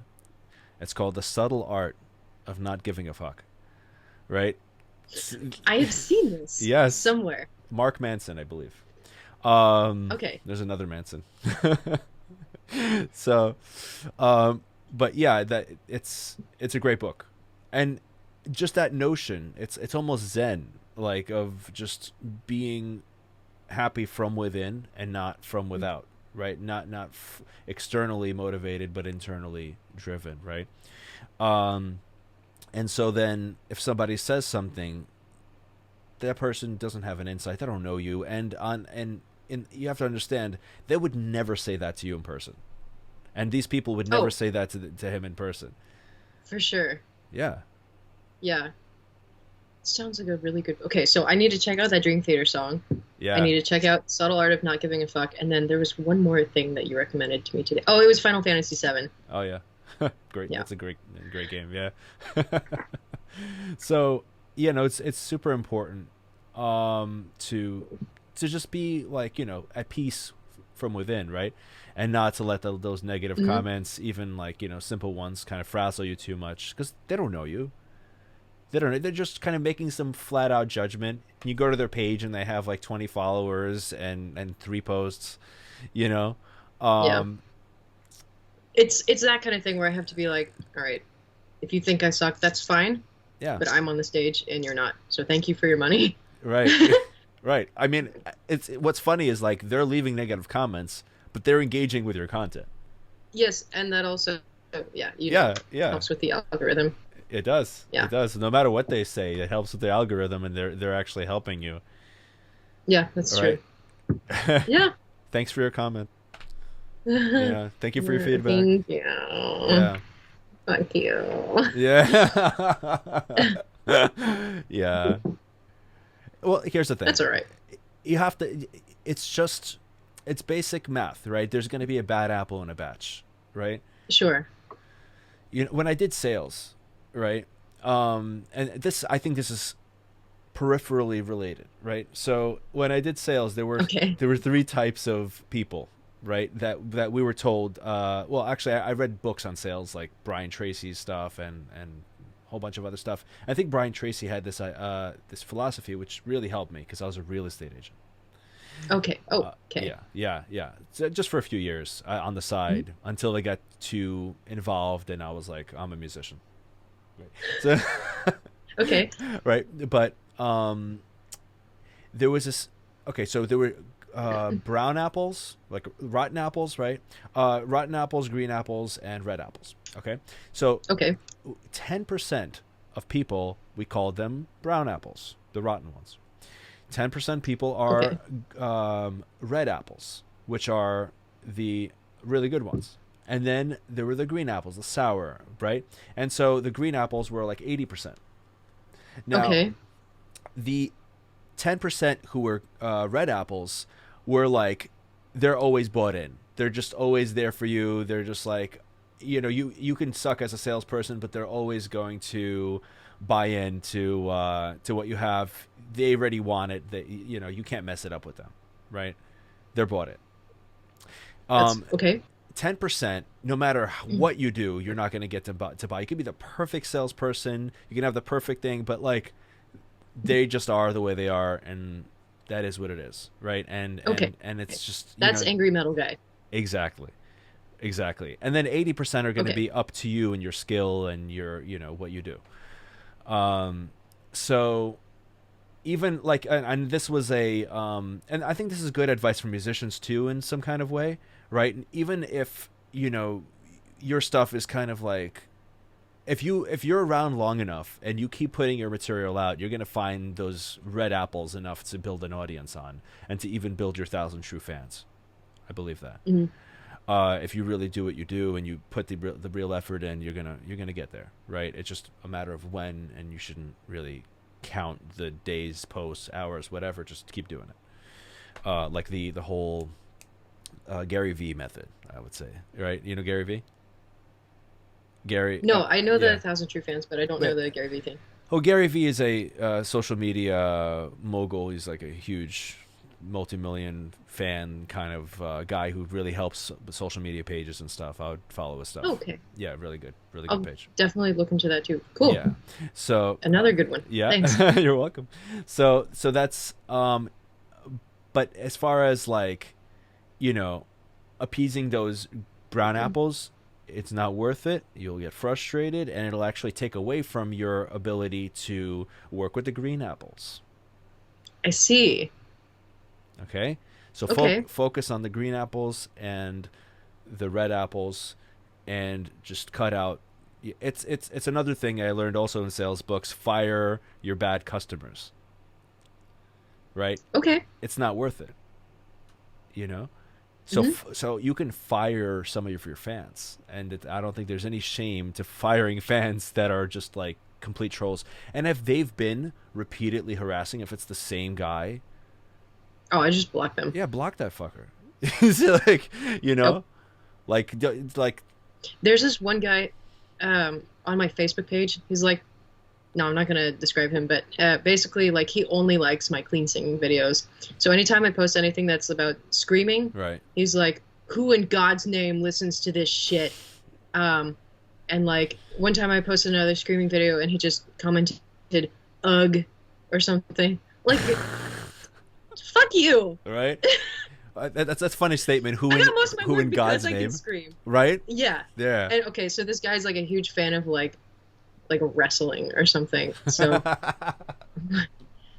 who watches If you painted an fucking image wrestling? for me. Yeah. Like you just made him so ridiculous. Like I just picture some guy. Like how old is he? Like is he like a middle-aged Like- dude, or Yeah, middle aged. so like middle-aged guy, sitting at his couch like watching wrestling, Commenting on Yeah. like some 25-year-olds like, I hate you. Yeah. I only like parts like wow. You see how ridiculous it is when you put the picture stinks, together? Yeah. Yeah. Why am I mad about it? I don't know. Because I'm a sensitive fuck, I guess. I mean, But think anyway, yeah. I mean, think you're about it. fired. If somebody, yes, if somebody leaves you an angry comment, they're one of two people. Either there's somebody who genuinely cares about you, which you know personally, Hmm. in which case you might want to pay attention to their, you maybe they have something to say, right? Um, Hmm. or and which is usually the case, it's some douchebag that has nothing else to do with his time, and is getting his fame from infamy, and from like See, belittling other people, yes. Okay, yeah. right? And so when realizing that, it's just like, you know, the moment that it's rarely from a compassionate fan. They would think twice before leaving something so like offensive, right? But then again, Yes. there are some people who make the artists that they're following, especially when it's like these like poster artists like Adam Levine or something like that. They make it their life, right? And then this person does something that's just a little bit against the grain, or does something just because they're human. They do all kinds of different things. They're not this caricature that, Something that's like a little off-brand. yeah, they're human. They do things, right? Hmm. Um, and then like this person, and again on the scale of multi-millions of people, these thousands of people have like this particular like, oh yeah, I can't believe you did this or whatever, and what it comes down Yeah. to is like, you can't like, and this is coming full circle to what I said, you can't be responsible for people's response to what you put out. Yeah. It's true. If So, you and if they especially, don't yeah, like it, then I'll fire them. yes, yes, Okay. Thank you for that permission. Not yeah. that I needed it, but sometimes it's just good to hear it officially. We one of the hallmarks of emotional intelligence is the ability to have, I guess, the ability to not be affected when somebody shouts something at you. That's something I got from meditation, honestly.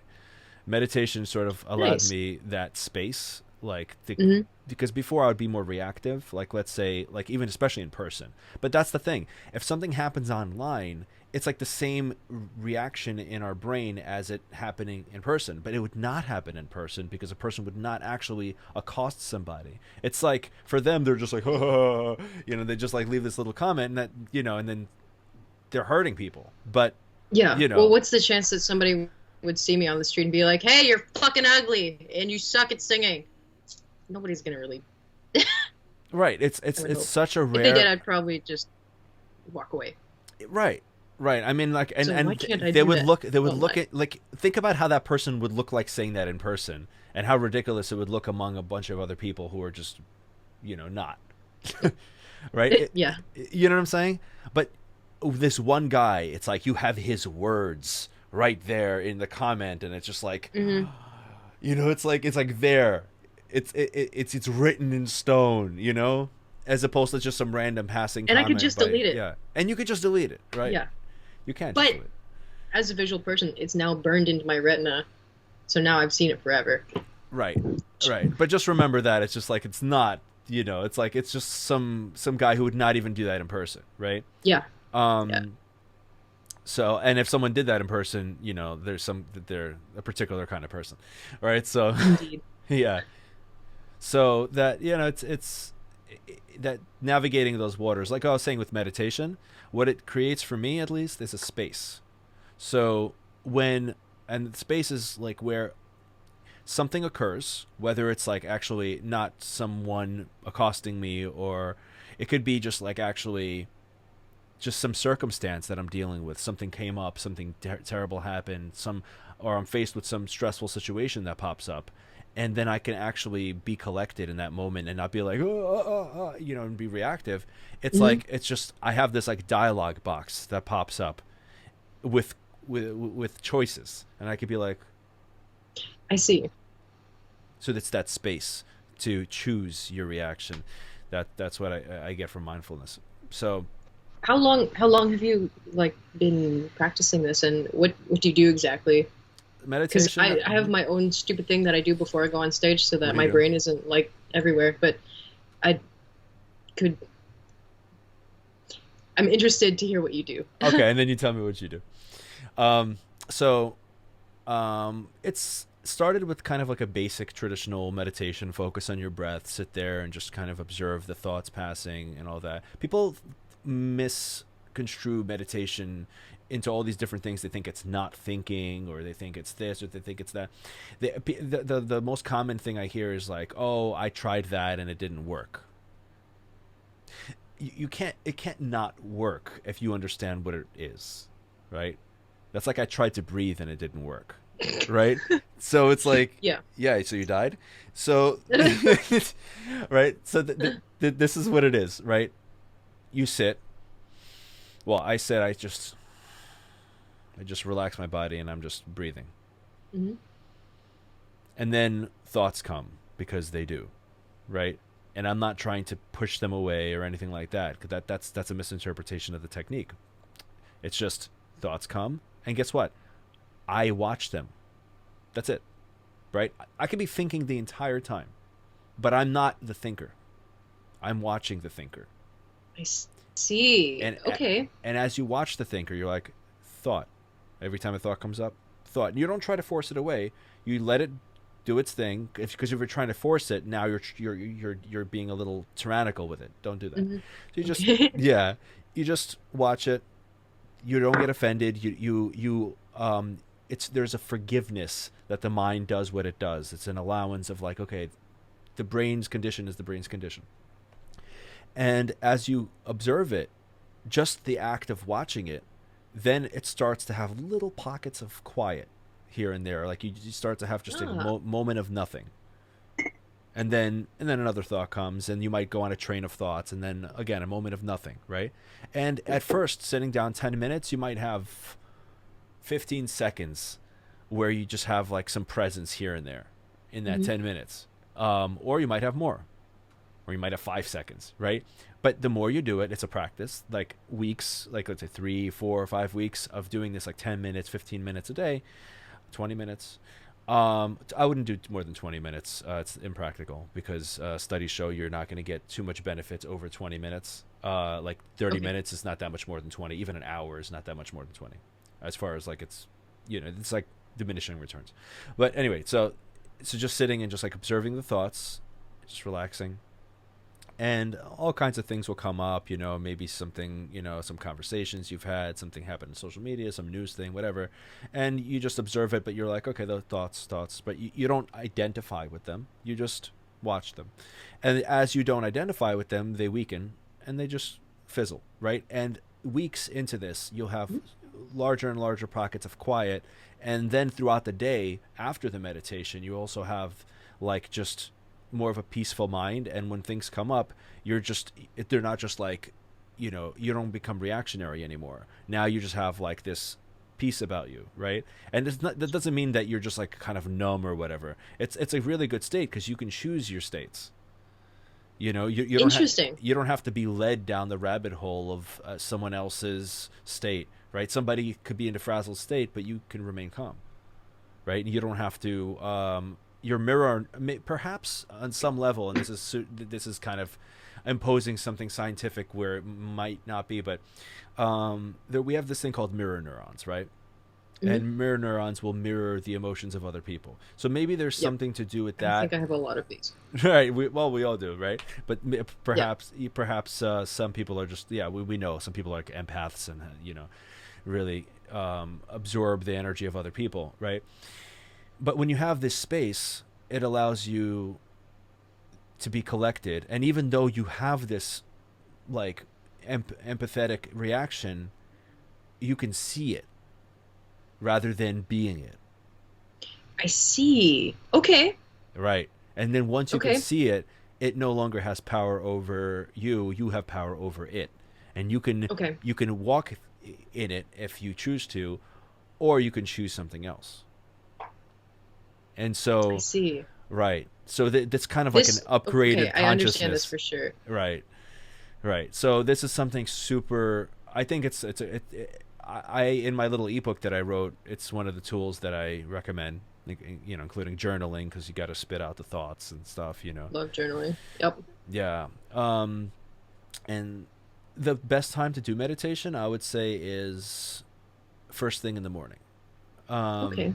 Um, the reason it's a good thing to do first thing in the morning, our brain waves are slowest when we wake up, and um, if the moment we look at news, social media, and all this text messages and engage with the world, we start to like, our brain starts to speed up into beta Yep. waves, right? Okay. Yeah. Yeah. And so we want to keep it like we wake up and we're like more in the alpha kind of range, like just maybe 7 hertz, 8 hertz, like pretty low frequencies, right? And what that means Sorry, I is, don't know what that weird sound is. oh, I don't hear anything. I hope So you're not picking it up yeah, there. yeah, no, Okay. I'm not, it's not even picking up. So the Okay, great. Sorry. hopefully my AC blowing into the room is not picking up either. So because Oh, I it's a didn't very hear hot it at day. all. Great. So what I do, where was I? The meditation. Um,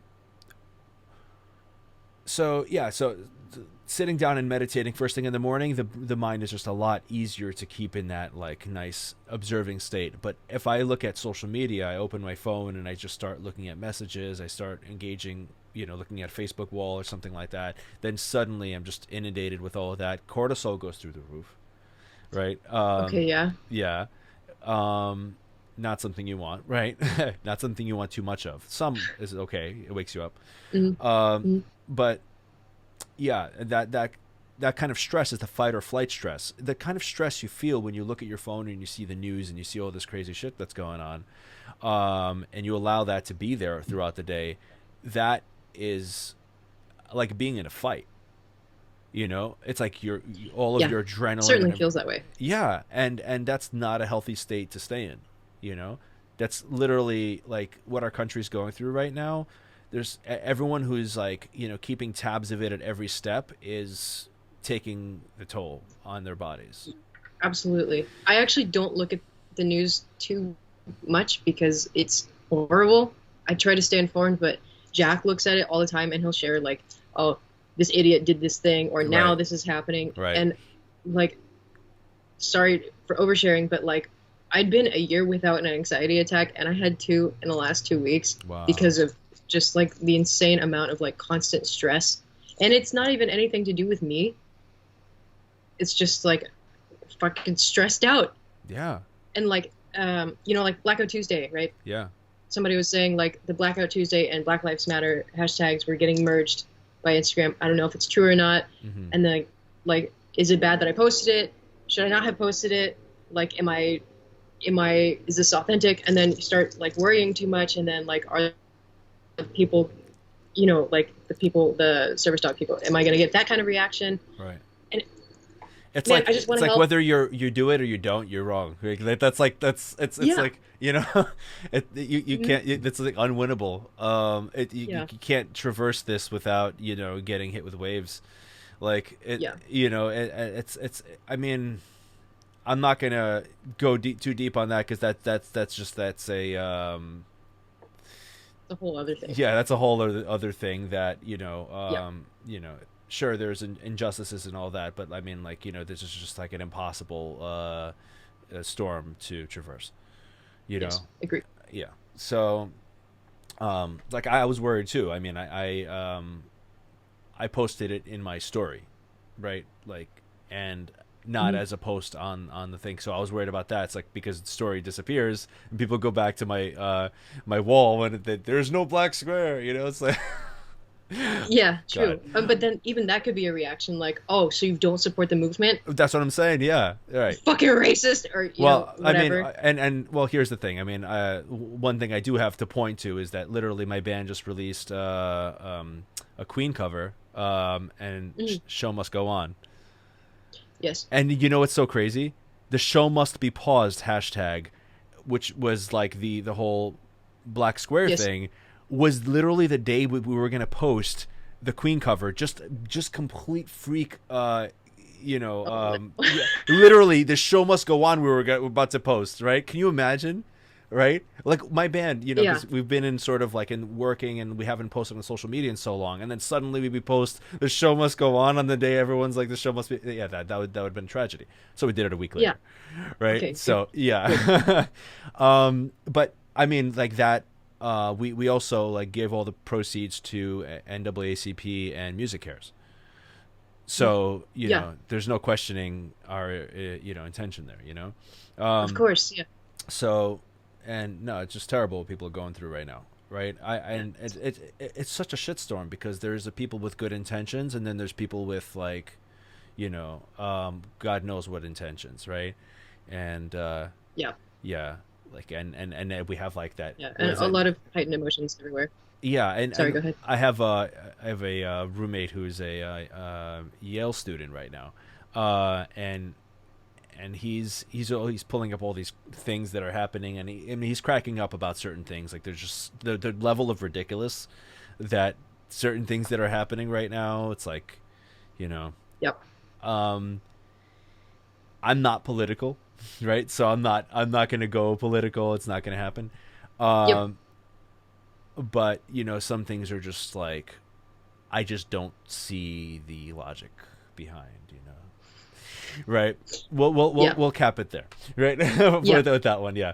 So But the point is, yeah, like, being on social media is yeah, extremely stressful, and yes, cortisol levels are off the and fucking it's not charts. oversharing to tell you know that you've had these panic attacks, because I'm sure you're not the only one, you know. Probably not. No. It feels stupid, actually, because so I'm half Asian, right? Hmm. And which I guess is has its own thing, Sure. which I recently learned about because I educated myself after not knowing fucking anything except for music theory. But yeah, so I feel bad for even feeling bad because I'm not the one who has to worry about going out and like getting killed for no reason, basically.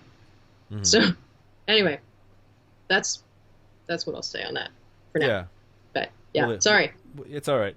I'm sure I'm not the only one who's fucking stressed the fuck out, is all I mean to say. Yeah, no, for sure. I mean, it's weird and stressful and shocking for most of the country. Like we don't know what the hell's going on, you know. Yeah.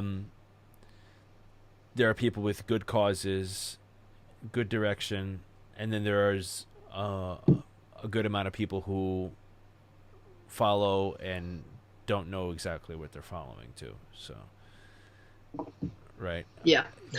There is a Yes. there's a lack of nuanced thinking in the masses, and that's just that'll always be the case. The larger the platform you have, the more people you have who cannot process nuanced thinking, and the more simple you have to have your message to get across. That's just the nature of the beast, right?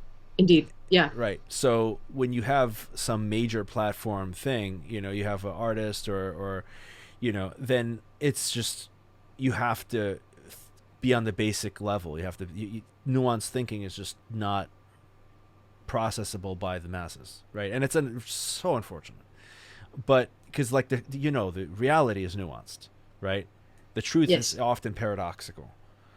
It's true. Yeah, but what's right, who knows.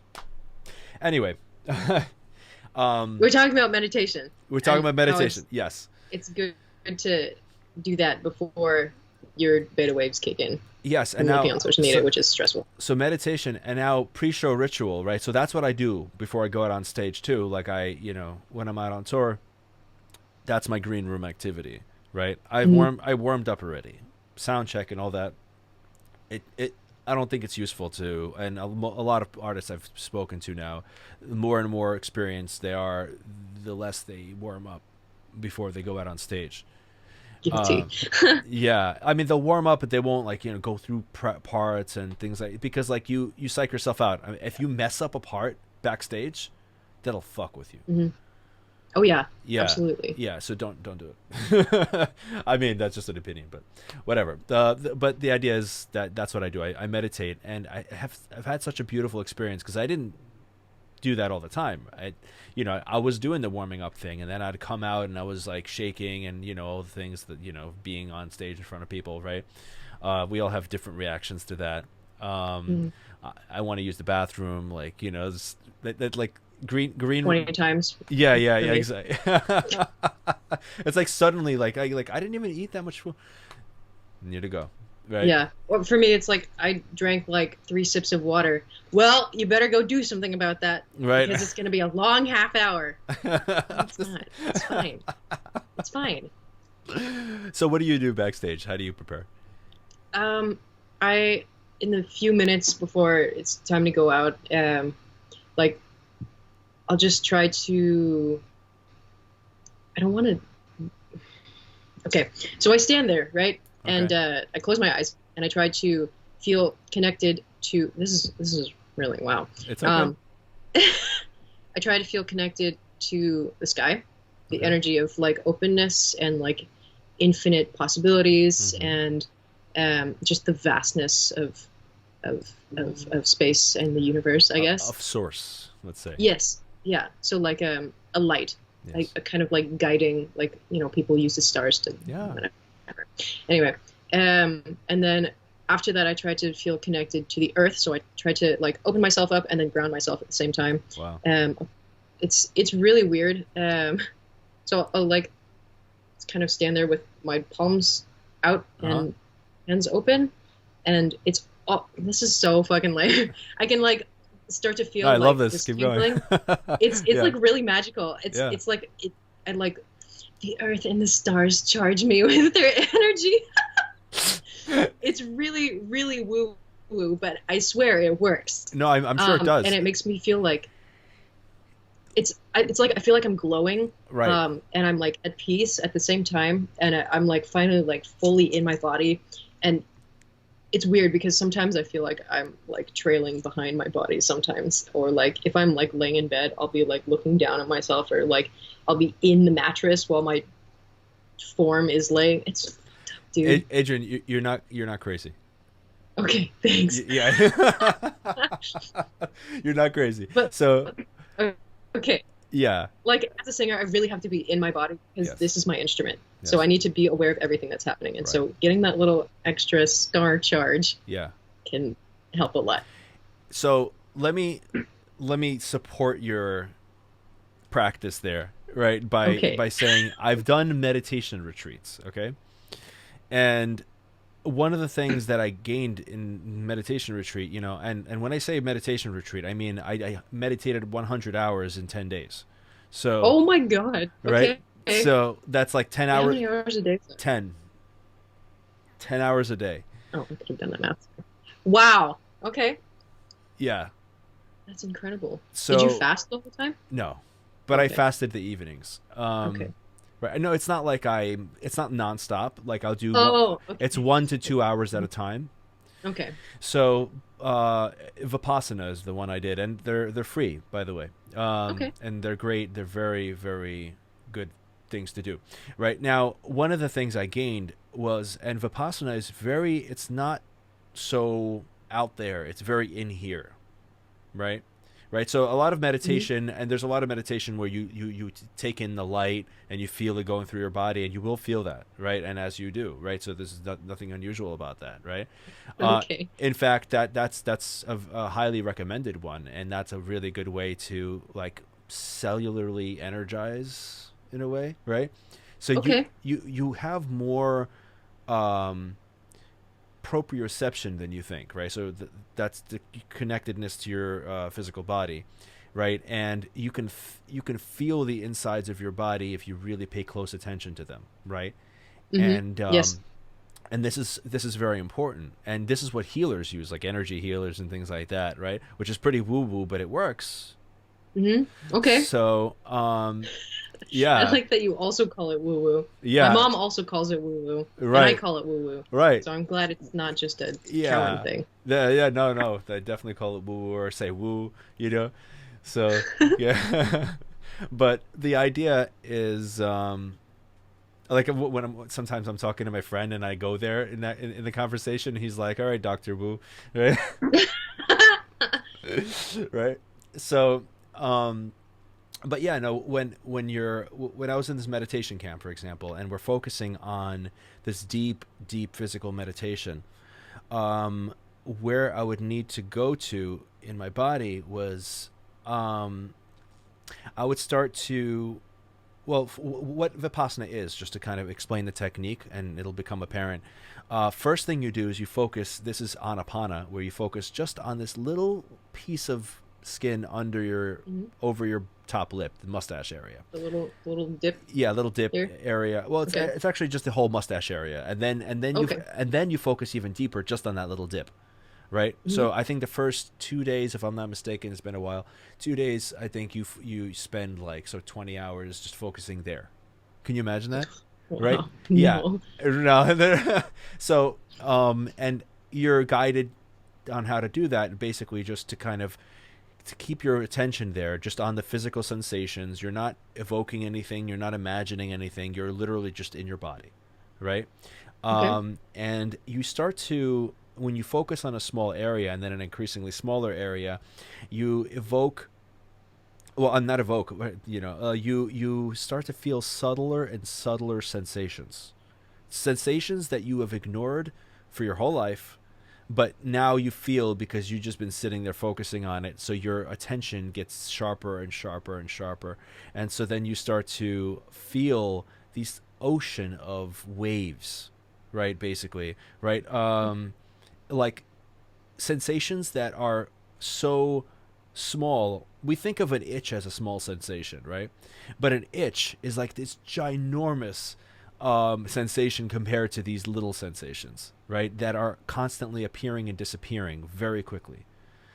Okay. And you feel this, right? When you do this, right? When you get to the point where you really feel it, and then they go into Vipassana, which goes through your entire body. You do a body scan up and down for like, indefinitely while you're doing the meditation, feeling sensations throughout every part of your body and not identifying with them. Meaning, like, if there's something that's pleasurable or something that's not, like something that's painful or uncomfortable, you don't have an aversion to the discomfort or a desire for the comfort to continue.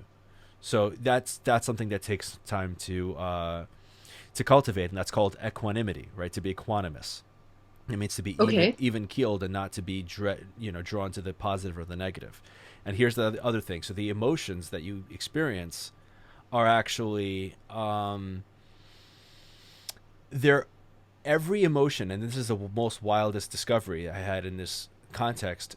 Every emotion that you have, every thought and subsequent emotion, or actually rather emotion, subsequent thought, had a physical manifestation on the body. So if you have a positive thought, Interesting. if you're very aware of your body, you're going to feel positive sensations. If you have a Hmm. negative thought, you're going to feel negative sensations. Hmm. And that goes, you can take that all the way to disease. You keep yourself in a negative state, you will create disease in your body, right? And you're going to create this Okay. Yeah. chronic state of unease, dis-ease, right? And Hmm. then Oh, if, right. right. So, Okay. yeah. And if you're really positive, you're, rather, if you, if you're really focusing on something constructive, you're going to feel like almost like healing, right, in your body. Feels good in the body, right? So Hmm. our body responds to what our mind does, and you have your homeostasis is like dependent on your emotional state, essentially, right? So that's something that occurred to me in this context, and so when I was like, when I was sitting there and doing this thing, I started realizing, oh, what were we talking about before? Like, just so I can kind of bridge it back. It was Oh, like the cellular charging and feeling like it's right, starlight in my right, okay. body. And so when I would sit there, because I was just so in tune with my body, everywhere that I pointed my attention would glow. And, That's what. yeah, Wow. Okay. right. And Okay. and we it was a silent retreat. We didn't talk at all, right? Um, Okay. 10 days, except when we spoke to our teacher in this one portion of the day to just sort of like check in if there's any if that you're doing the technique correctly. That's it. And so I asked him, and I was like, "Oh, is this normal? Like, like whenever I feel like I have like a ball of energy in my hand, I feel like I can throw a fireball or something. Like it was, like it was It like sounds like you went to like where Doctor Strange goes right, when his hands are all fucked up, yeah, and he learns to like do this stuff. Okay, right. so that's really cool. Sorry to interrupt. Oh, it's okay, yeah. And so it's so interesting that I can just do like I was able to direct energy a lot better, right? And it hasn't been as strong since because my practice isn't as consistent as I'd like it to be. But I could do that, right? And I could feel that, but I sort of wait. I sort of put my attention, let's say, on my fingertips, Hmm. and then if I keep my attention there, they start to tingle, and then they tingle more, and tingle more, right? Wow. Yeah, and Okay. like right now I'm doing it, right, and I'm starting to feel just like slight, Hmm. those little small sensations just kind of bubbling up, bubbling up, bubbling up, right, Hmm. and I don't know what that is, right, but it gives credence to there's something there, right, and you're not nuts for doing what you're doing, right. It's a spiritual practice, Sure, yeah. you If know. nothing else, it makes me better on stage. Yeah, yeah. So I at mean, least there's that. exactly. And what the meditation does for me, because before I was like kind of a nervous wreck up there, I'd thinking, like, what are they thinking about me? Oh, how do I look, right? Or like, oh, did they hear that note Hmm. that I played not the best way? And then I'd roll on that. Like it'd be like, maybe I play something a little awkwardly, right? Or just blatantly wrong. And then I would like fixate on it, and because I'm fixated on it, like it would cause more mistakes because now I'm in my head and Yep. I'm not present with what I'm doing. I'm thinking about what they're thinking about me, and it's just this whole game in my head, and it's noise internally. Yeah. As opposed to when I started to finally relax and meditate backstage and just allow myself just to not think and just to be at peace, right? And again, just going back to the meditation technique again, I'm not trying not to think, I'm just being, and I'm not fixating on my thoughts, right? But Hmm. I'm not actively like chasing my thoughts, say, I right, see. right, because it balloons, right, it. But if you don't chase them, they're just like they fizzle. So Hmm. when I go out on stage, and I had the most beautiful experience where I had this like delicious meditation where I just felt so good, right? I go out on stage, and then I look out into the crowd, and it's no longer of a feeling like, oh gosh, I'm in front of people, whatever. It's just like, wow, look at these people. They're just so happy to be here. I love being with them. And there's just compassion washed over me, where Hmm. suddenly all my nerves are gone. Suddenly I'm relaxed. I'm excited, genuinely excited for what's about to happen, right? Nice. And Yeah. and then This is yeah, an amazing thing. and I'm connected with them, and I'm having this exchange, and it's just like wow, this is what it's all about, right? Hmm. And I'm not, Totally. yeah, Yeah. that's it, that and that's why I started meditating Yeah. backstage. So Okay. yeah. That's fucking great. There's this kind of like exchange of energy and like really amazing connection with the audiences. Like there was, I don't remember where it was, somewhere in South America, I think, on the tour last year. Hmm.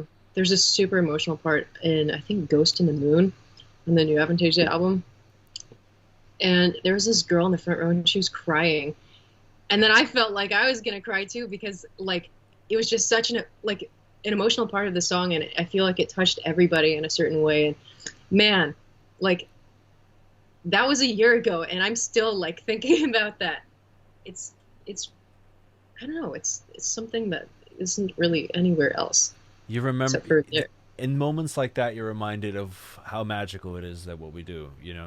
Absolutely, yeah, yeah, And how grateful we should be for being in the position to have that experience with people on a regular basis. absolutely, yes. Sometimes it's like, I mean, every job is hard, but not every job is that cool.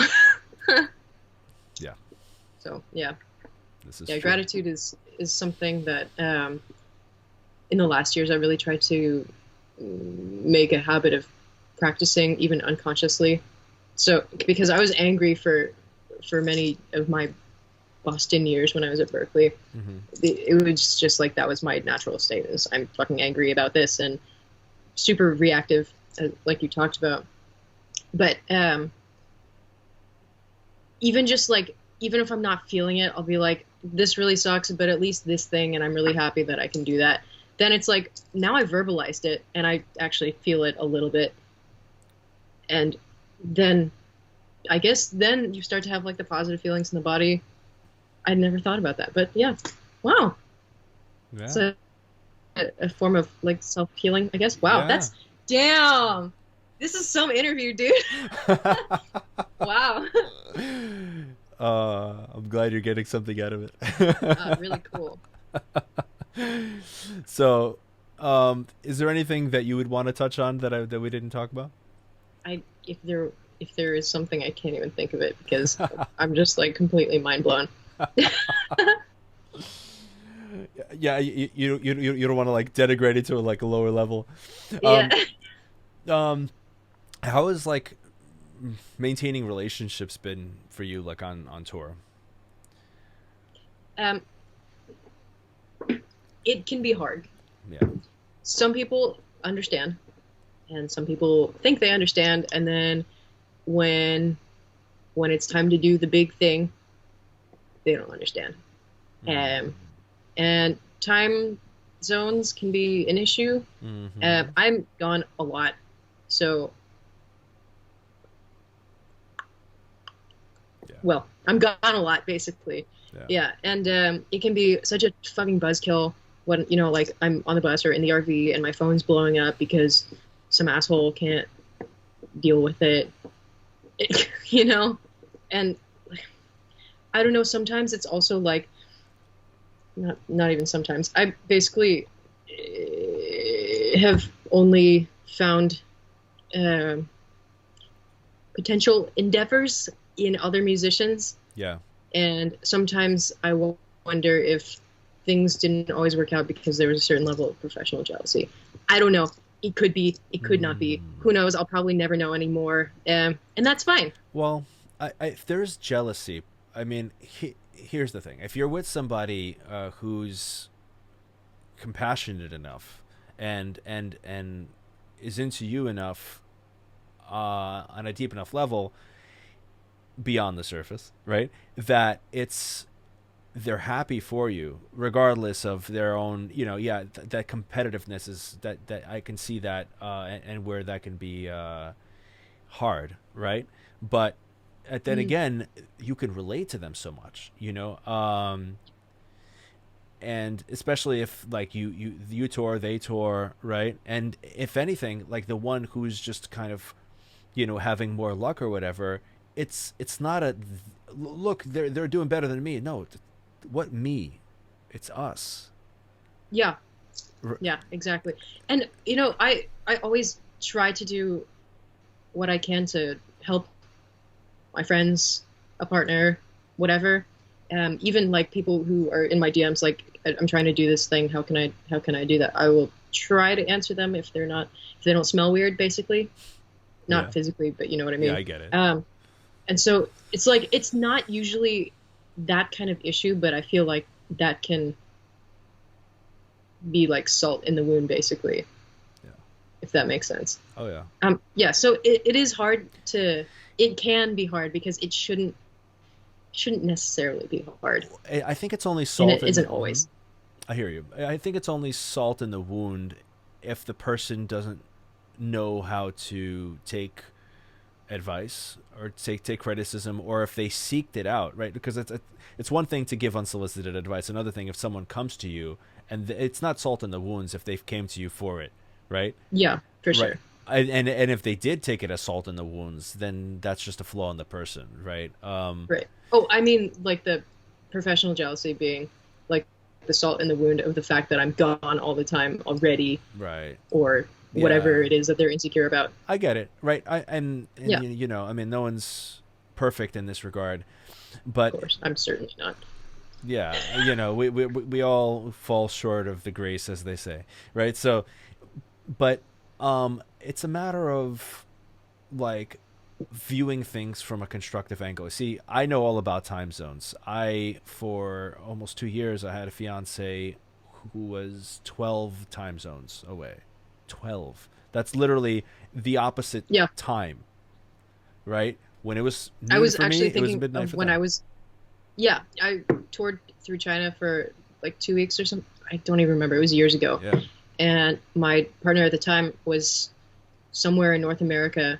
And so on top of not being able to read any of the Wi-Fi information, not having phone service, if I ever actually managed to get any service, it would be the opposite, 3 p.m., 3 a.m., Yeah. 12 p.m., 12 a.m. Yeah. So, oh, yeah, you get it. I get it. I totally get it. But guess what? I maintained a relationship, and it's falling apart had nothing to do with the distance. Or I can't say nothing, but it was not a major factor because it's a possibility, right? And if anything, that my thinking at least was, hey, if it's a long distance relationship and they can be comfortable with this distance for a period of time, knowing that it's not a permanent distance, right? And then I know that when I'm touring and stuff, and because I'm a musician, yeah, I'm be out on the road, that we could actually have something healthy from a distance. And I think that's such an important thing to cultivate for touring musicians, to be able to maintain their relationships at a distance, if they plan to tour, or as I've spoken about many times on the show, invest into yourself or into a business or into a way to make passive income so you don't have to tour so much. Yes, And but then very important. yeah, very important. But then again, if you're in a band and they haven't done that, then they're relying on you guys, you touring with them, and if you don't tour, they need to tour, then you might Mm-hmm. end up in a situation like Portnoy in Dream Theater, or something like that, which is a very unfortunate situation that, um, Hopefully it will not happen. right.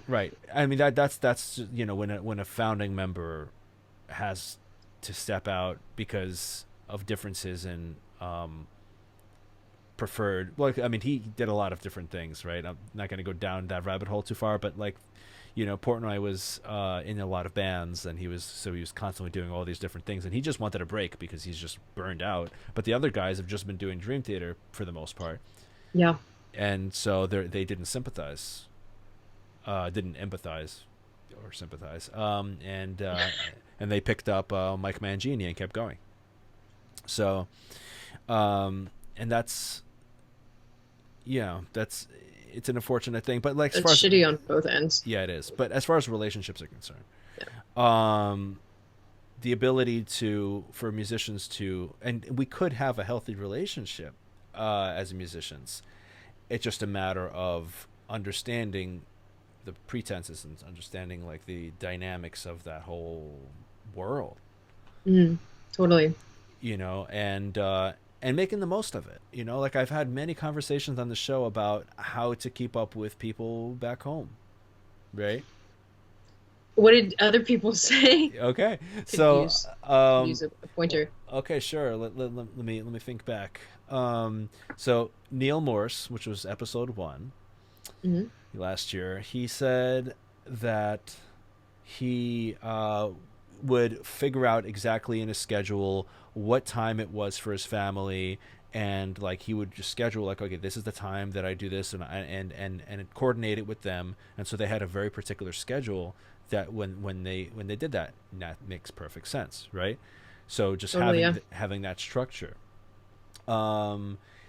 video calling, not missing a day if possible, right? Because even if you don't have much to talk about, it's just meaningless small talk, if you keep a consistency on a daily basis, is good. And that was the input of some other guest. I forgot who mentioned that one, or Casey Grillo. I had Casey. Yeah, of course. Yeah. So Camelot's one of my favorite bands. Yeah. So Casey told me. I guess he's in Queensryche now. Yeah. So Casey told me he basically when he was touring, like his wife's super independent. She painted the house. That's sick. Yeah, Hell yeah. exactly. And so there's this teamwork. It's just like, you know, you need like okay, so if you have a partner as a musician, they need to be independent. They need to be doing their thing and not reliant, right? So interdependence rather than interdependent, right? So interdependent. I think there was a good book I read on relationships. I think it was a David Data book. I forgot the name, but the idea is that interdependence is not just. I think there's like a few stages of relationships. There's a dependent relationship where, let's say, your cup is half full, and the partner's cup is half full, and you basically Sorry. will need the other person in order to fill your cup, and they'll need you, and you're incomplete without them. That's the base level. That's a lot of relationships are like that, but that's not the ideal place to be. Um, it's too dependent on exterior circumstances or exterior person to fulfill you. It's an emotional roller coaster. And then you have independent, right, where the partners can take care of themselves, but they don't intermingle much, right? They like Mm. they still have to give some of theirs to contribute to the other person. But then there's interdependent. That means your cup is not just full, but it runneth over. That you have such I an see. yeah, you have an abundance of love, energy that you can fulfill yourself with, and that you can give wholeheartedly to the other person without expecting anything in return. I see. And they give without expecting anything in return. And there's trust, and there's that stability, and there's like, you don't talk to them for a day or two, whatever. There's not like some Yeah. looming thought of whatever. It's like, Hmm. and that's what like a good, sound, solid marriage ought to look like, perhaps, right? I agree. Yeah. So, One and would hope. one would hope, but that takes two people who are conscientious, two people who are, especially in the case of like, one partner or both partners traveling, that, there's that responsibility, right? And honesty, not with the other person only, but also with oneself. Because if you have thoughts that are just like leading you astray, whatever, you need to communicate that, right? Yeah, totally. That's the hardest thing. Like the most responsible thing that, like, let's say a partner who's having an urge to cheat, right, in an agreed upon monogamous arrangement, um, what's the most responsible thing for them to do? Is it to just bottle it up and ignore it, or and then that could manifest later in some impulsive situation, right? When given the opportunity, especially rock stars, right? So, right. um, so meaning like the availability of said circumstances, or is it to share with the person, and hopefully your partner is as conscientious enough and like and emotionally open enough for you to share with them what you're going through inside, and just sort of figure that out with them. It's like, hey, I don't know why I'm feeling this way, but this is like an urge that I'm having, and I'm sharing that with you. That's a very grown up thing to do. But that's easier said than done, of course. Definitely. Right. But that's like aiming at enlightenment. It's like maybe you don't reach enlightenment, but like you can just like keep working. But you can hope. You can hope, and you can keep working in that direction, right? Yeah, for sure. Yeah. I'm definitely optimistic to a fault. uh, so, I'm always hoping. I have my philosophy is like, I'm not going to know if I don't try it. Mm-hmm. And I unfortunately will always see the good in people, which means like if somebody is like a piece of shit with a heart of gold, I'm gonna see a heart of gold no matter how fucking small it is, no matter how rotten like 90% of it is. I'm gonna see that. And yeah, it can be hard to like find somebody that can achieve enlightenment with you, I guess. I think That sort intention. of like Yeah. Here's the thing. Like, how often do you think this kind of conversation actually happens between a couple? basically never. It rare, very rare, right? I'm the only person Yeah, I I know. would. Like, I'm the only person I personally know who actually. I mean, I know of, but I Mhm. the only person. Yeah, I'm the only person that I know of that actually goes into my relationships. Having these types of conversations of like, okay, this is I'm into growing. We're gonna grow together, right? Mhm. And That's the great. the reason I do that is actually because every relationship of mine has ended because the person who I'm with, I sort of outgrow them, right? Because they're like, maybe I meet them in a place, yeah, in a place, and that can happen to people. But here's the beautiful thing: if you have one person who's growing and one person who's not, you're growing apart, no matter where you started. That you know what? That makes perfect sense. Yeah, Wow. it's not, yeah, that's not that complicated. But as far as like two people who are growing, well, this is how, like, there's this idea that society has at large that, like, if two people are in a relationship, and maybe this is kind of like a naive thought, but I don't think it is, and I've seen examples of it being in the way that I'm going to describe. A lot of relationships are like people get with each other for whatever inspires them to get with each other. Uh, you know, whether it's superficial reasons or it's not, whatever. But then they don't grow as people. They get tired of one another, right? And after a while, it's just they're just there's no novelty. There's nothing new about the person. There's nothing exciting. It's just like, oh, that. And not only do they become, because you can't stay in the same place in life. You're either growing or you're dying, right? Damn. Yeah. Damn, you have a lot of good ones like that. Okay. I read too many books. Oh, Um, that's great. but like, like you're either growing or you're dying. So like, just you're degenerating. Like, just as a human being, we're you know, and what happens is, if you're with somebody who's also on that growth trajectory, um, well, let's say they're not, right? One person's on the growth trajectory, then, like I said, they're going to grow apart. But if they're both on the growth trajectory, you're not the person who you're with today is not the person who you're with in 5 years, because they've become so much more. And guess what? You've grown with them. Now, not only have they become so much more interesting things because they're chasing life, they're after it. They're creating things. They're doing businesses. They're doing this. They're doing that. And so is the other person. They have so much to be interested in, like falling in love with a new person every day. Yes, absolutely. Yeah. And it's beautiful. And then they have this like, they have this like young love, decades, Always. yeah, decades into the Oh, marriage, right? that's so great. It's amazing. It's amazing. And not only that, like, hopefully, just on a more kind of base plane, they take care of themselves, right? Because that just kind of goes Mhm. with the territory. If you're into growth, then you're probably taking care of yourself. You're staying healthy. You're staying Yes. attractive. All those things, right? So, Mhm. um, but like, yeah, that's something that really, you know, it's possible, and I've seen it, and it's beautiful.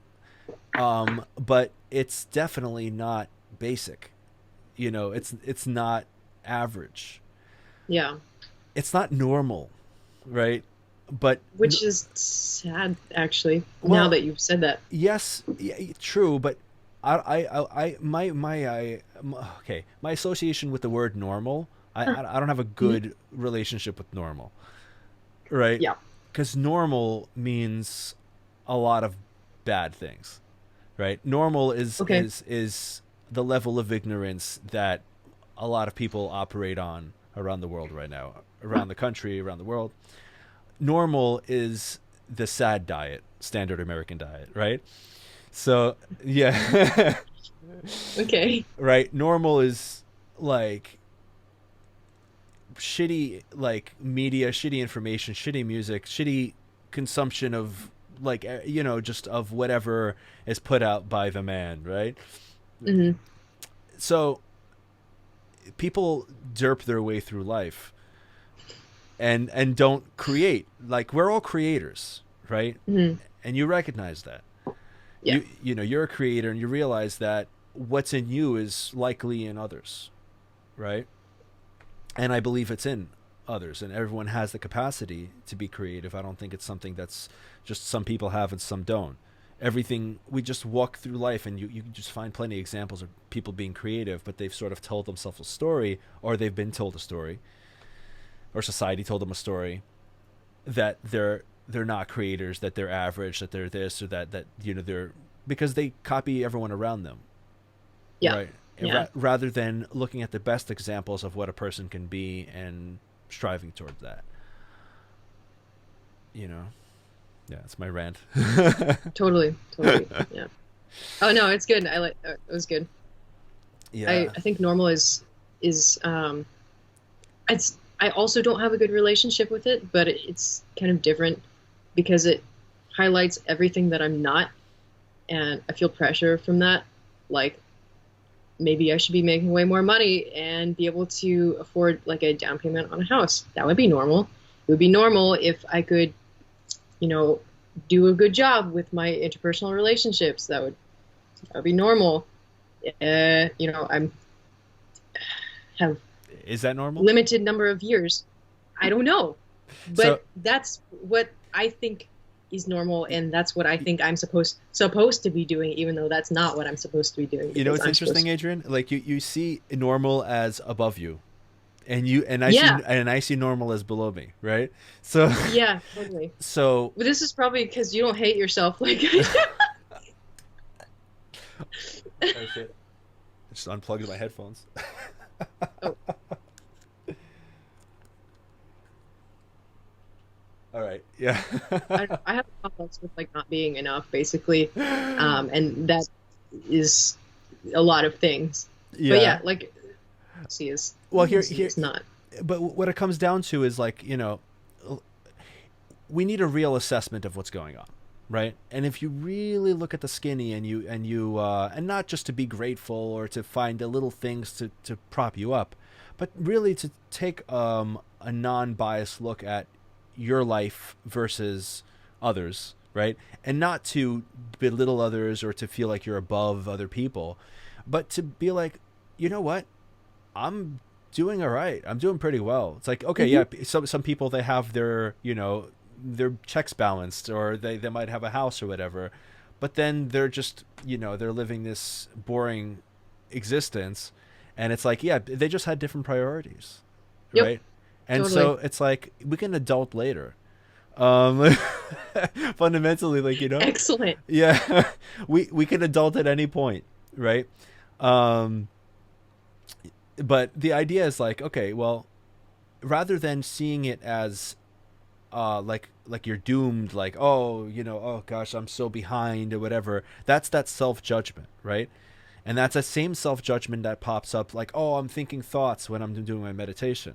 Okay. Same little voice, rather than being like, okay, what is, just is, like, what's the, okay, so, okay, I'm behind in my finances, or like, this is the goal, right? No, I should have this because other people, no, like, what is, and what do I want, Mhm.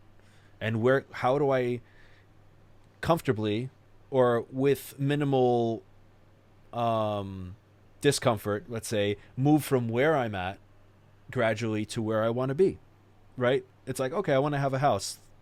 It's easy to beat ourselves up to not have certain things, especially if we get broke and stuff, like, oh my god, oh, how did I end up like this again, right? Whatever it is, whether it's a relationship thing or it's a financial thing or it's like something else, right? It's so easy to beat ourselves up, but that time and energy that you're spending in that self-loathing state could be spent toward constructive means, Yes. right? And I'm not, And I know yeah, this. yes, I know, and Hmm. I know while you're doing it too. It's just like it's habitual, right?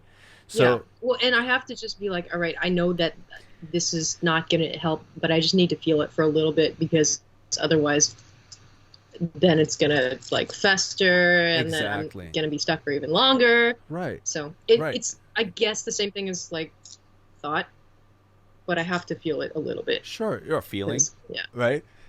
Yeah, exactly. Yeah, Yeah. yeah, and that, Damn. yeah, Okay. Yeah. that's what it is. That's what it is.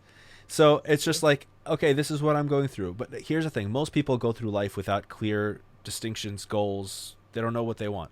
Like they haven't written it down on paper, right? And that sounds like how many people do you know who write Something their we goals should on paper? always do. Uh, Me and my mom are the only ones that I know of, actually, and probably you. There you go.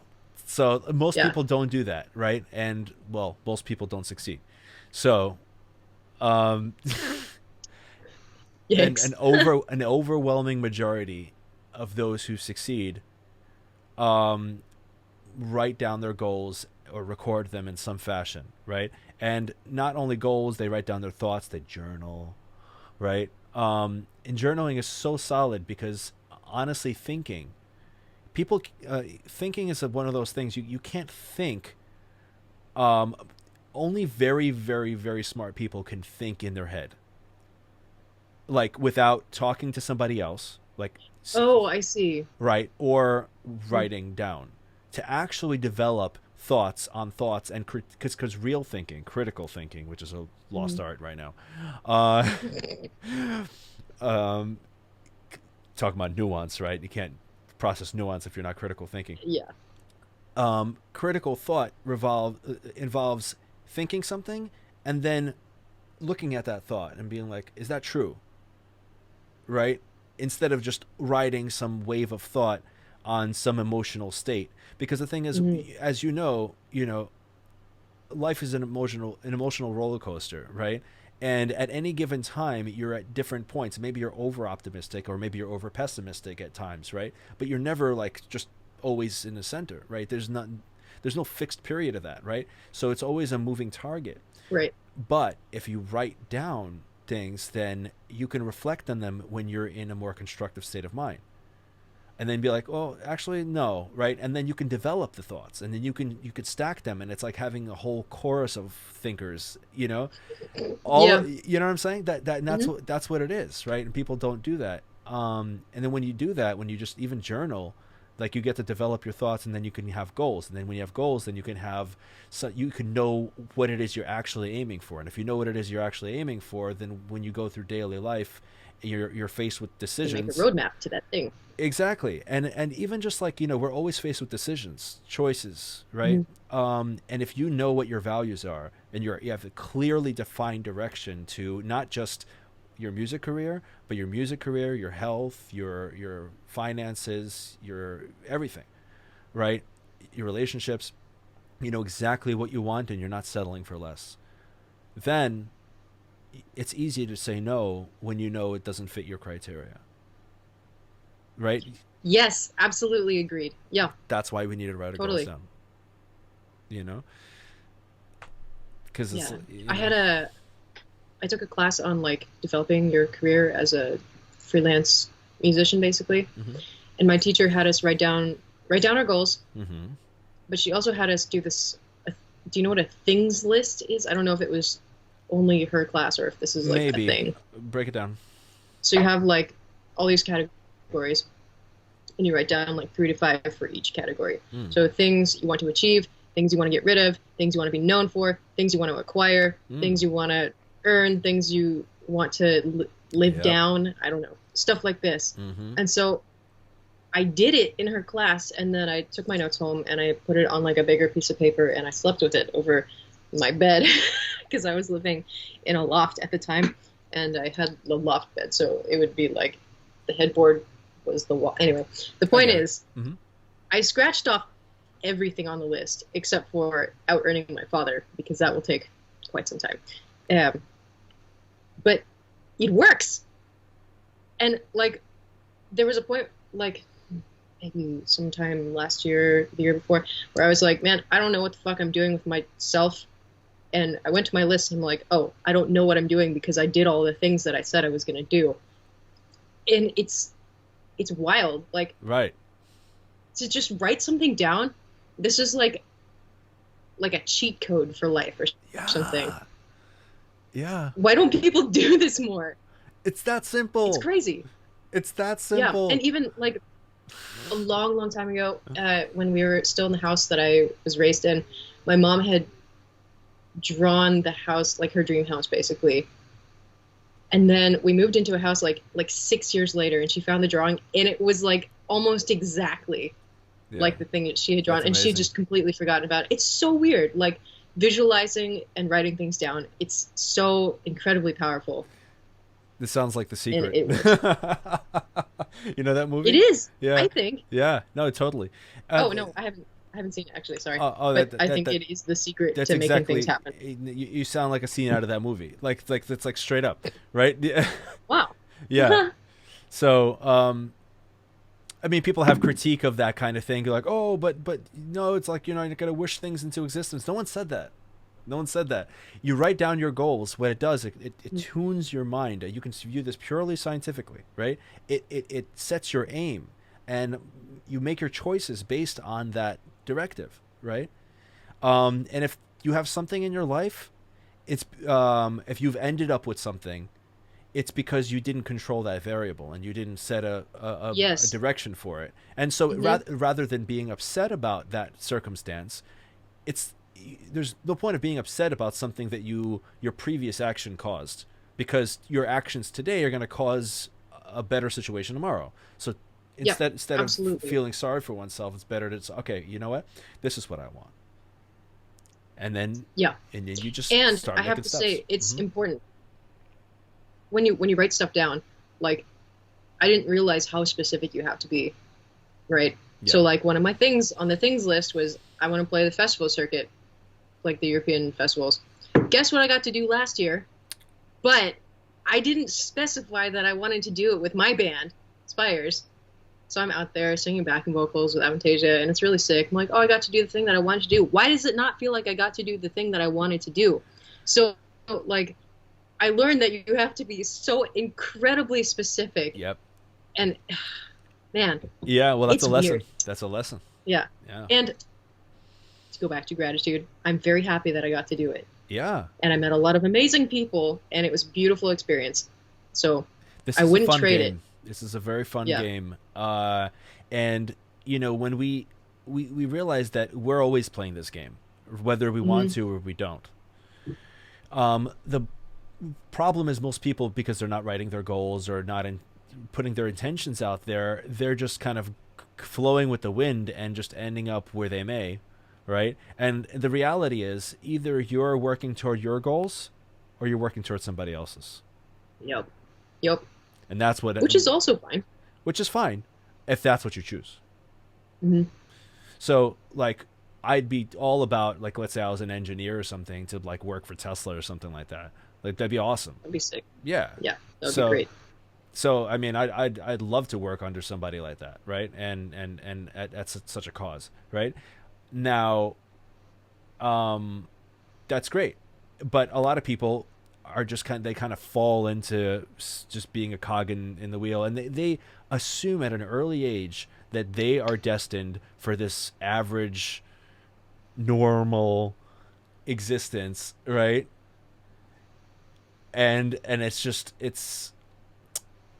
a sad thing because of the power that we possess, that we could do so much, right? And you know, and these words are I want to be careful saying them, but you can do anything that you put your mind to, right?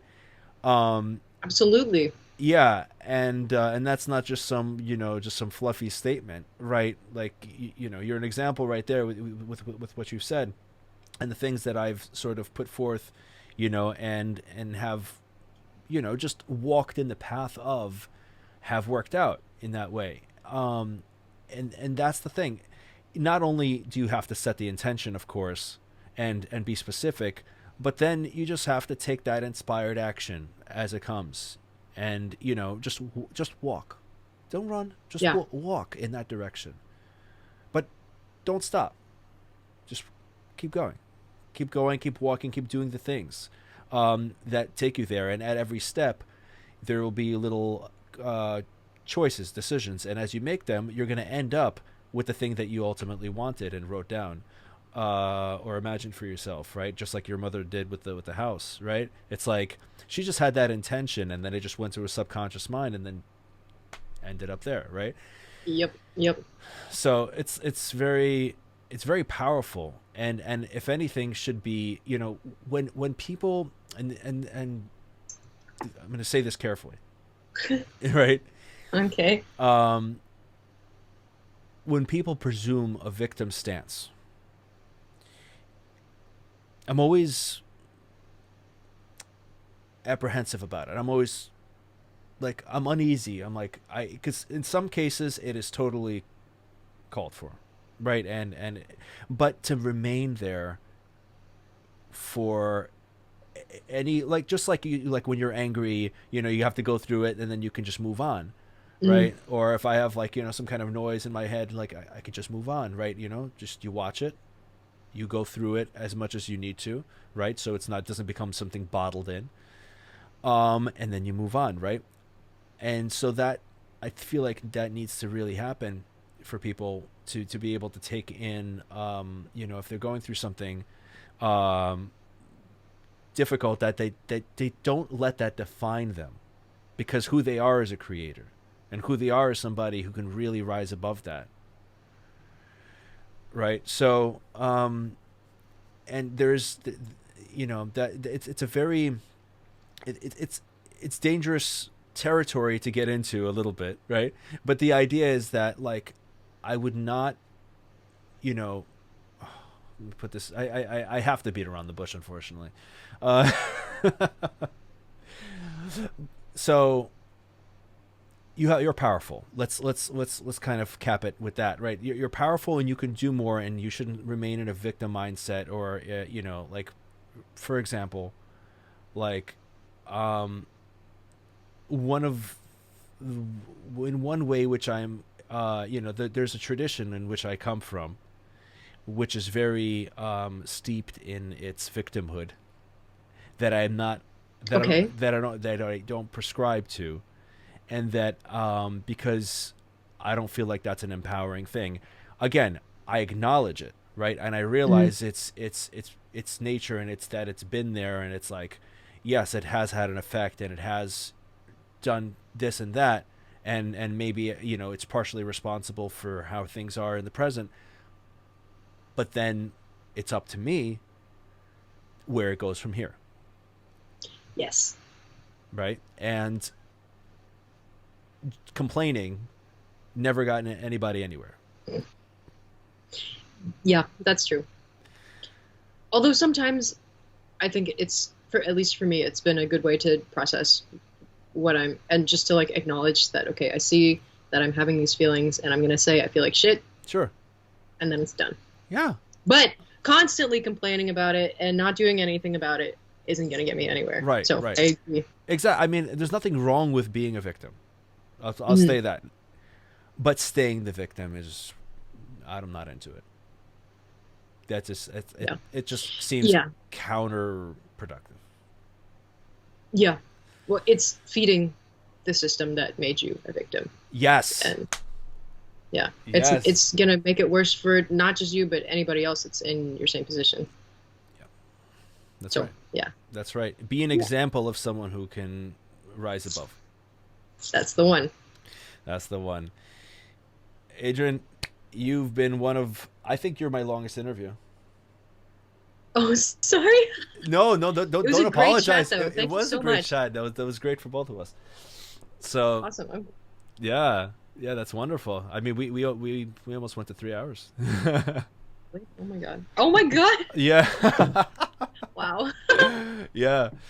So, what would you tell aspiring musicians? Like, what would you, like, if you had one message you could share with all musicians, what would it be? Uh,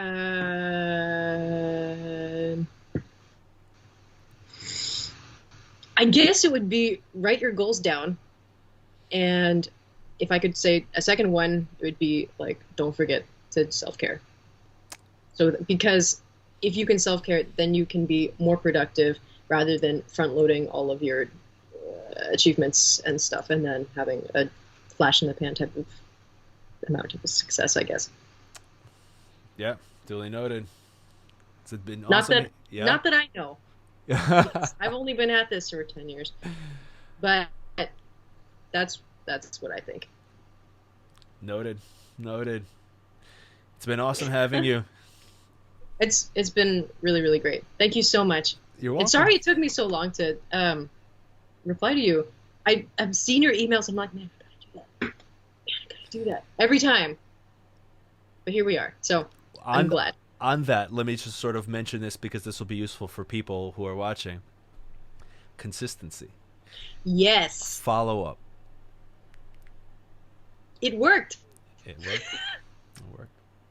Oh, and if I could say one more thing, it would be don't afraid to just ask. Because Yes. I just asked Sasha he didn't fucking know me. I was 18. I'm like, will you please mix and master my record? And now that got me, like, that's a direct, like, point A to point, like, Z at the moment. Maybe not Z. Hopefully not Z. Point F. We're at point F right now. As in, press F to pay respects for all the lost tours of 2020. But anyway, yeah, don't be afraid to ask. That's right. That's right. You know, don't be Yeah. afraid to go for what you want. Ask and all those things. Yep. The worst that can happen is they say no. Yeah. Exactly. Rejection is not all that bad. Yeah. It's not. I mean, if anything, it's like, okay, well, why didn't that work? And then you can just fill in the gap. Yeah. Yeah. So that's the correction point. You know, like the startup companies, I read some startup books. You read a lot. You should send me like a reading list because you're really smart. Oh, thank you. The yeah, so like startup books are talking about like pivoting, right? And I wouldn't think that this was a thing until I read it, that, you know, companies will start and they'll have a product and a whole direction, and then they'll test it on the market. They'll start the lean startup, right? Meaning that they won't have too much invested, and they'll sort of like start early before they have something even too developed. Even like a really lean startup, like a Kickstarter kind of startup where Yep. they don't even have it until they get funded by the people, you know. So and then they try their proof of concept and all that. But when it doesn't land, they can make a 180 sometimes, literally a 180, and do something completely different and try something else and then try something else and then try something else. And guess what? Eventually they succeed, and it might have nothing to do with what they started with. But they made money. But they made money, and they had, you know, they got to the goal, right? But Yeah. sometimes you need to, like, you know, you need to meander around and you know, and find your way, and you'll find your way there. You know, it's don't expect things like you can like it's an important thing to say with the goals, writing down your goals. You can write down what you want, but the way you will get there, you don't know. Yes, that's definitely true too. Right. And that's okay. That is okay, and you got to trust the That's universe part of to the like fun. exactly. That's part of the fun. That's what makes it fun. So it makes it unpredictable. It's a journey, right? And you don't know. But What I like what you said about you have to trust the universe. It goes with my starlight in my body thing. Yeah. I mean that it's faith. That's what faith is, right? Yeah. Divorced from its I guess, yeah. religious context, faith is just the unbending belief. There's this Magic of Believing book that I love, and it really just talks about that anyone who's ever achieved anything just believe that they are going to do it. That completely makes sense. You have to. That's how it's felt so far for me. So I guess it works. Let's hope so. I'm Adrienne Cowan, and I endorse this. Awesome. It's been awesome having you, Adrienne. Maybe you'll be on in It's the been awesome future. to be here. Thank you. Yeah. Oh yeah, that would be great. Yeah. Cheers. Cheers.